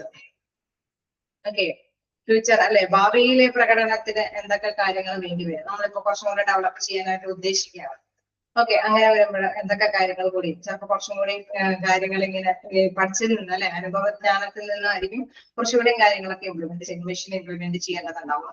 അല്ലെങ്കിൽ ആ ടെക്നോളജിക്ക് അനുയോജ്യമായിട്ട് എംപ്ലോയീസിന് കുറച്ചും കൂടി ട്രെയിനിങ് കാര്യങ്ങളൊക്കെ കൊടുക്കേണ്ടതുണ്ടാവും. അപ്പൊ ഭാവിയിലേക്ക് എന്തൊക്കെ കാര്യങ്ങൾ അച്ചീവ് ചെയ്യാനായിട്ട് എന്തൊക്കെ കാര്യങ്ങൾ ചെയ്യേണ്ടതായിട്ട് വരുന്ന സെറ്റ് ചെയ്യാൻ സാധിക്കുന്നു. Then to identify potential for a promotion. നമ്മൾ കണ്ടതാണ് നന്നായിട്ട് വർക്ക് ചെയ്യുന്നവർക്കൊക്കെ ബൂസ്റ്റപ്പ് ആക്കാൻ വേണ്ടിയിട്ട് പ്രൊമോഷൻ കാര്യങ്ങളൊക്കെ അത് തീരുമാനിക്കുന്നതിനും പെർഫോമൻസ് സപ്ലൈസർ അല്ലെ, പെർഫോമൻസ് സപ്ലൈസർ നടത്തുമ്പോഴാണ് അത്തരം കാര്യങ്ങളൊക്കെ തീരുമാനിക്കാനായിട്ട് സാധിക്കുന്നത്. ഓക്കെ, അപ്പൊ കുറച്ച് പോയിന്റ്സ് ഇവിടെ പറഞ്ഞിട്ടുണ്ട്. എന്തൊക്കെ കാര്യങ്ങളാണ്? To review past performance, to assess the training needs, to help develop individuals. Okay, ഇതെല്ലാം നമ്മൾ പറഞ്ഞു പോയ കാര്യങ്ങളൊക്കെ തന്നെയാണ്. Then to audit the skill within an organization, to set a goal for future performance, to identify potential for promotion. Okay, performance surprise എന്ന് പറയുമ്പോൾ നമ്മൾ ആദ്യം കാലത്ത് ഒന്നുകൂടി ഓർക്കുക, പ്രൊഡക്ടിവിറ്റി എന്ന് പറയുന്നത് തീർച്ചയായിട്ടും അവിടെ ഇൻപുട്ടിനനുസരിച്ചിട്ടുള്ള റിട്ടേൺ ഔട്ട്പുട്ട് ഉണ്ടോ എന്ന് വിലയിരുത്തുന്നതാണ് ഓരോ ഹ്യൂമൻ ബീയിങ്ങിനും ഓരോ എംപ്ലോയിയുടെ. സോ തീർച്ചയായിട്ടും നമുക്കറിയാം അപ്ലൈസ് എന്ന് പറയുമ്പോൾ ജഡ്ജ്മെന്റ് ആണ്. അപ്പൊ വിലയിരുത്തൽ നടത്തുമ്പോൾ തീർച്ചയായിട്ടും പല കാര്യങ്ങൾക്ക് വേണ്ടിയിട്ട് വിലയിരുത്താം. ഓർഗനൈസേഷന് ഹെൽപ്ഫുൾ ആയിട്ടുള്ള രീതിയിലും എംപ്ലോയീസിന് ഹെൽപ്ഫുൾ ആയിട്ടുള്ള രീതിയിലും നമ്മൾ വിലയിരുത്തി പോകാം. ഓക്കെ, എംപ്ലോയീസിനെ സാറ്റിസ്ഫൈഡ് ആക്കിയാൽ മാത്രമാണ് ആ കമ്പനിയിലൊക്കെ ആ എംപ്ലോയി നിലനിന്ന് പോകുകയുള്ളൂ. സോ അവരെ ബൂസ്റ്റപ്പ് ചെയ്യാനായിട്ടുള്ള കാര്യങ്ങളൊക്കെ ചെയ്യാം. ഇൻ കേസ് എംപ്ലോയീസ് ഓക്കെ അല്ല എങ്കിൽ അവർക്ക് ട്രെയിനിങ് വേണോ എന്നൊക്കെ തീരുമാനിക്കാനായിട്ട് സാധിക്കുന്നു. സോ നമുക്കറിയാം അതിനനുസരിച്ചിട്ട് വ്യത്യസ്തമായിട്ടുള്ള കാര്യങ്ങൾക്ക് വേണ്ടിയിട്ട് നമുക്ക് പെർഫോമൻസ് അപ്രൈസൽ നടത്താം. ഏതൊക്കെ രീതിയിൽ എന്തൊക്കെ കാര്യങ്ങൾ നേടിയെടുക്കാനായിട്ട് എന്തൊക്കെ ലക്ഷ്യങ്ങൾ കൈവരിക്കാൻ വേണ്ടിയിട്ട് പെർഫോമൻസ് അപ്രൈസൽ നടത്താം. ഇൻഡിവിജ്വൽസിന്റെ ഡെവലപ്മെന്റിന് വേണ്ടിയിട്ട് നടത്താം, അല്ലെങ്കിൽ ഫ്യൂച്ചർ പെർഫോമൻസിന്റെ രീതിയിലുള്ള ഗോൾ അച്ചീവ് ചെയ്യാൻ എന്തൊക്കെ സെറ്റ് ചെയ്യണമെന്ന് അതിന് വേണ്ടിയിട്ട് പെർഫോമൻസ് അപ്രൈസൽ നടത്താം. അതേപോലെ തന്നെ പ്രൊമോഷൻ സാധ്യതകൾ എന്തൊക്കെയാണെന്ന് അല്ലെ അതൊക്കെ കൃത്യമായിട്ട് കണ്ടുപിടിക്കുന്നതിനൊക്കെ പെർഫോമൻസ് അപ്രൈസലൊക്കെ നടത്താവുന്നതാണ്. വേറല്ലേ പോയിന്റ്സ് ഒക്കെ ഒന്ന് നോട്ട് ചെയ്ത് പോയാല് അല്ലേ?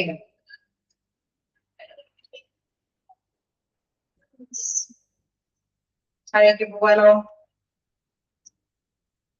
പോയിന്റും കൂടി എടുത്ത് പോവാല്ലേ?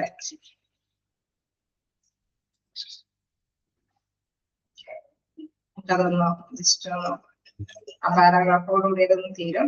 ജസ്റ്റ് ഒന്ന് നോക്കാം. Some employees may believe that the performance appraisal is simply used by the organization to apportion blame and to provide a basis for a disciplinary action. Okay. ചിലപ്പോ നമുക്കറിയാം അച്ചടക്ക നടപടികൾക്ക് വേണ്ടിയിട്ട് മാത്രമാണ് ഈ പെർഫോമൻസ് അപ്രൈസൽ നടത്തുന്നത്. ഇത് ഇങ്ങനെ വിലയിരുത്തുന്നത് സൂപ്പർവൈസേഴ്സിനെ കൊണ്ട് ഇങ്ങനെ വിലയിരുത്തുന്നത് നമ്മളെ എന്താണ് ഡിസിപ്ലിൻ പഠിപ്പിക്കാൻ വേണ്ടിയിട്ടാണ് സൂപ്പർവൈസേഴ്സിനെ കൊണ്ട് ഇങ്ങനെ വിലയിരുത്തുന്നതെന്ന് ചിന്തിക്കുന്നുണ്ടോ? നമുക്കറിയാം അത് മാത്രമല്ല അല്ലെ, എംപ്ലോയീസ് സൂപ്പർവൈസേഴ്സ് അങ്ങനെ കൈകാര്യം ചെയ്യുന്നുണ്ടെങ്കിൽ സ്റ്റാഫിനെ കൺട്രോൾ ചെയ്യുക എന്നുള്ള കാര്യത്തിന് വേണ്ടി മാത്രമല്ല അല്ലെ, ഓർഗനൈസേഷനും ഹെൽപ്ഫുൾ ആയിട്ടുള്ള കുറെ ഡിസിഷൻ എടുക്കാനൊക്കെ വേണ്ടിയിട്ട് ഇത് മോസ്റ്റ്ലി ആവശ്യമായിട്ടുള്ള ഒരു കാര്യമാണ് പെർഫോമൻസ് അപ്രൈസൽ നടത്തുക എന്നുള്ളത്.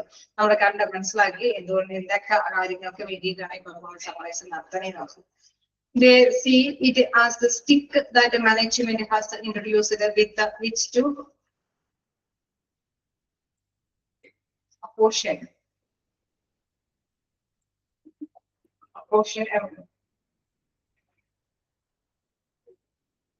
മനസ്സിലായില്ല? അപ്പോർഷൻ എന്നുള്ള ഒരു പേര് അപ്രൈസൽ എന്നാണോ? ഓക്കെ, ഓർഗനൈസേഷൻ ടു അപ്പോർഷൻ പ്ലേയും ആൻഡ് ടു അല്ലെ? Okay, organisation to apportion. Okay okay okay yes. Apportion പ്ലേയിനായിട്ട് കണ്ണടച്ച് നമ്മൾക്ക് വിശ്വസിക്കാനായിട്ട് കുറെ കാര്യങ്ങളൊന്നും പറ്റില്ല അല്ലെ. അത് സിംപിളി നമുക്കറിയാം അതിന് അതിൻ്റെതായിട്ടുള്ള ഡിസിപ്ലിൻ ആക്ഷൻസ് അച്ചടക്ക നടപടികൾ എടുക്കാനായിട്ടും അല്ലെങ്കിൽ എല്ലാ എംപ്ലോയീസിനും നമുക്ക് കണ്ണടച്ച് വിശ്വസിക്കാനൊന്നും പറ്റില്ല. തീർച്ചയായിട്ടും അവരുടെ പെർഫോമൻസ് ഇവാലുവേറ്റ് ചെയ്തതിനു ശേഷം മാത്രമാണ് നമുക്ക് കൈകാര്യം ചെയ്ത് മനസ്സിലാക്കാനായിട്ട് പറ്റുള്ളൂ. അത് അച്ചടക്ക നടപടികൾക്ക് വേണ്ടി മാത്രമല്ല അല്ലെ, കുറച്ച് അല്ലാത്ത കുറെ കാര്യങ്ങൾക്ക് കൂടി അത് കൈകാര്യം ചെയ്യുന്നതിന് വേണ്ടിയിട്ടുമാണ് അത് കൈകാര്യം ചെയ്യുന്നത്. ഓക്കെ അല്ലേ? മനസ്സിലാവുന്നല്ലേ? ഓക്കെ അല്ലേ? അച്ചടക്ക നടപടികൾ എടുക്കുന്നതിന് വേണ്ടി മാത്രമല്ല, കണ്ണടച്ച് അവരെ വിശ്വസിച്ച് മുന്നോട്ട് കൊണ്ടുപോകുന്നതിന് വേണ്ടി മാത്രമല്ല അല്ലെ, പെർഫോമൻസ് അപ്രൈസൽ നടത്തുന്നത് ഓർഗനൈസേഷന്റെ കുറെ കാര്യങ്ങൾക്ക് ഗുണകരമായിട്ടുള്ള രീതിയിൽ കൈകാര്യം ചെയ്യുന്നതിന് വേണ്ടിയിട്ടാണ്. ഓക്കെ, ക്ലിയർ അല്ലേ?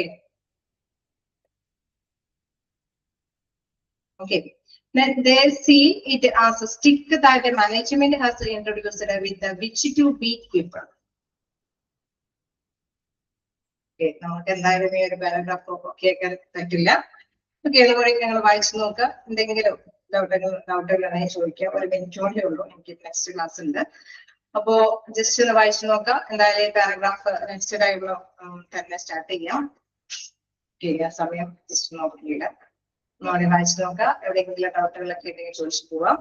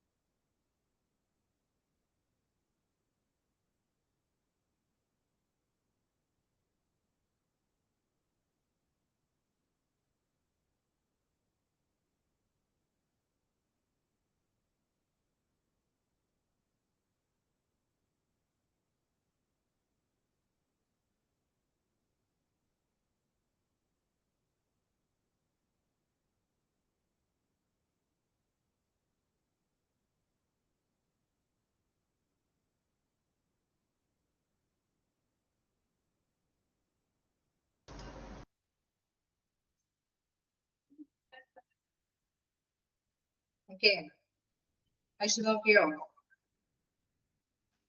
അടുത്ത പോയിന്റ്സ് വരെ ഒക്കെയാണോ? നെക്സ്റ്റ് ഭാഗം നമ്മൾ ലാസ്റ്റ് പാരഗ്രാഫ് എടുത്തിട്ടില്ല. ഓക്കെയാണ്. പോർഷന്റെ മീനിങ് കിട്ടിയോ? പറഞ്ഞ് ഞാൻ സ്റ്റാർട്ട് ചെയ്തിട്ടുള്ളൂ കേട്ടോ. അതായത് നമ്മൾ അച്ചടക്ക നടപടികൾക്ക് വേണ്ടിയിട്ട് കണ്ണടച്ച് എല്ലാ എംപ്ലോയീസിനും നമുക്ക് കൈകാര്യം ചെയ്യാൻ പറ്റില്ല. അത് മാത്രമല്ല നമുക്ക് ഓരോ പോർഷൻസ് ഒന്നും അല്ലെ ഇവിടെ എന്താ പറയുന്ന ഡിവിഷൻസ് ചെയ്ത് നമുക്കൊന്നും കൊടുക്കാനായിട്ടും സാധിക്കില്ല. എല്ലാത്തിനെയും അല്ലെ കൃത്യമായിട്ട് തന്നെ മനസ്സിലാക്കി മാത്രമാണ് നമുക്ക് ഓരോ കാര്യങ്ങൾ ചെയ്തു കൊടുക്കാൻ പറ്റുള്ളൂ. അതിന്റെ താഴേക്ക് അതിന്റെ കണ്ടിഫിക്കേഷൻ പോയിന്റ്സ് വരുന്നുണ്ട്. ഓക്കെ, നമുക്ക് നെക്സ്റ്റ് ക്ലാസ്സിൽ കൂടുതലായിട്ട് ഡിസ്കസ് ചെയ്യാം. ഓക്കെ ആണ്. Okay, thank you.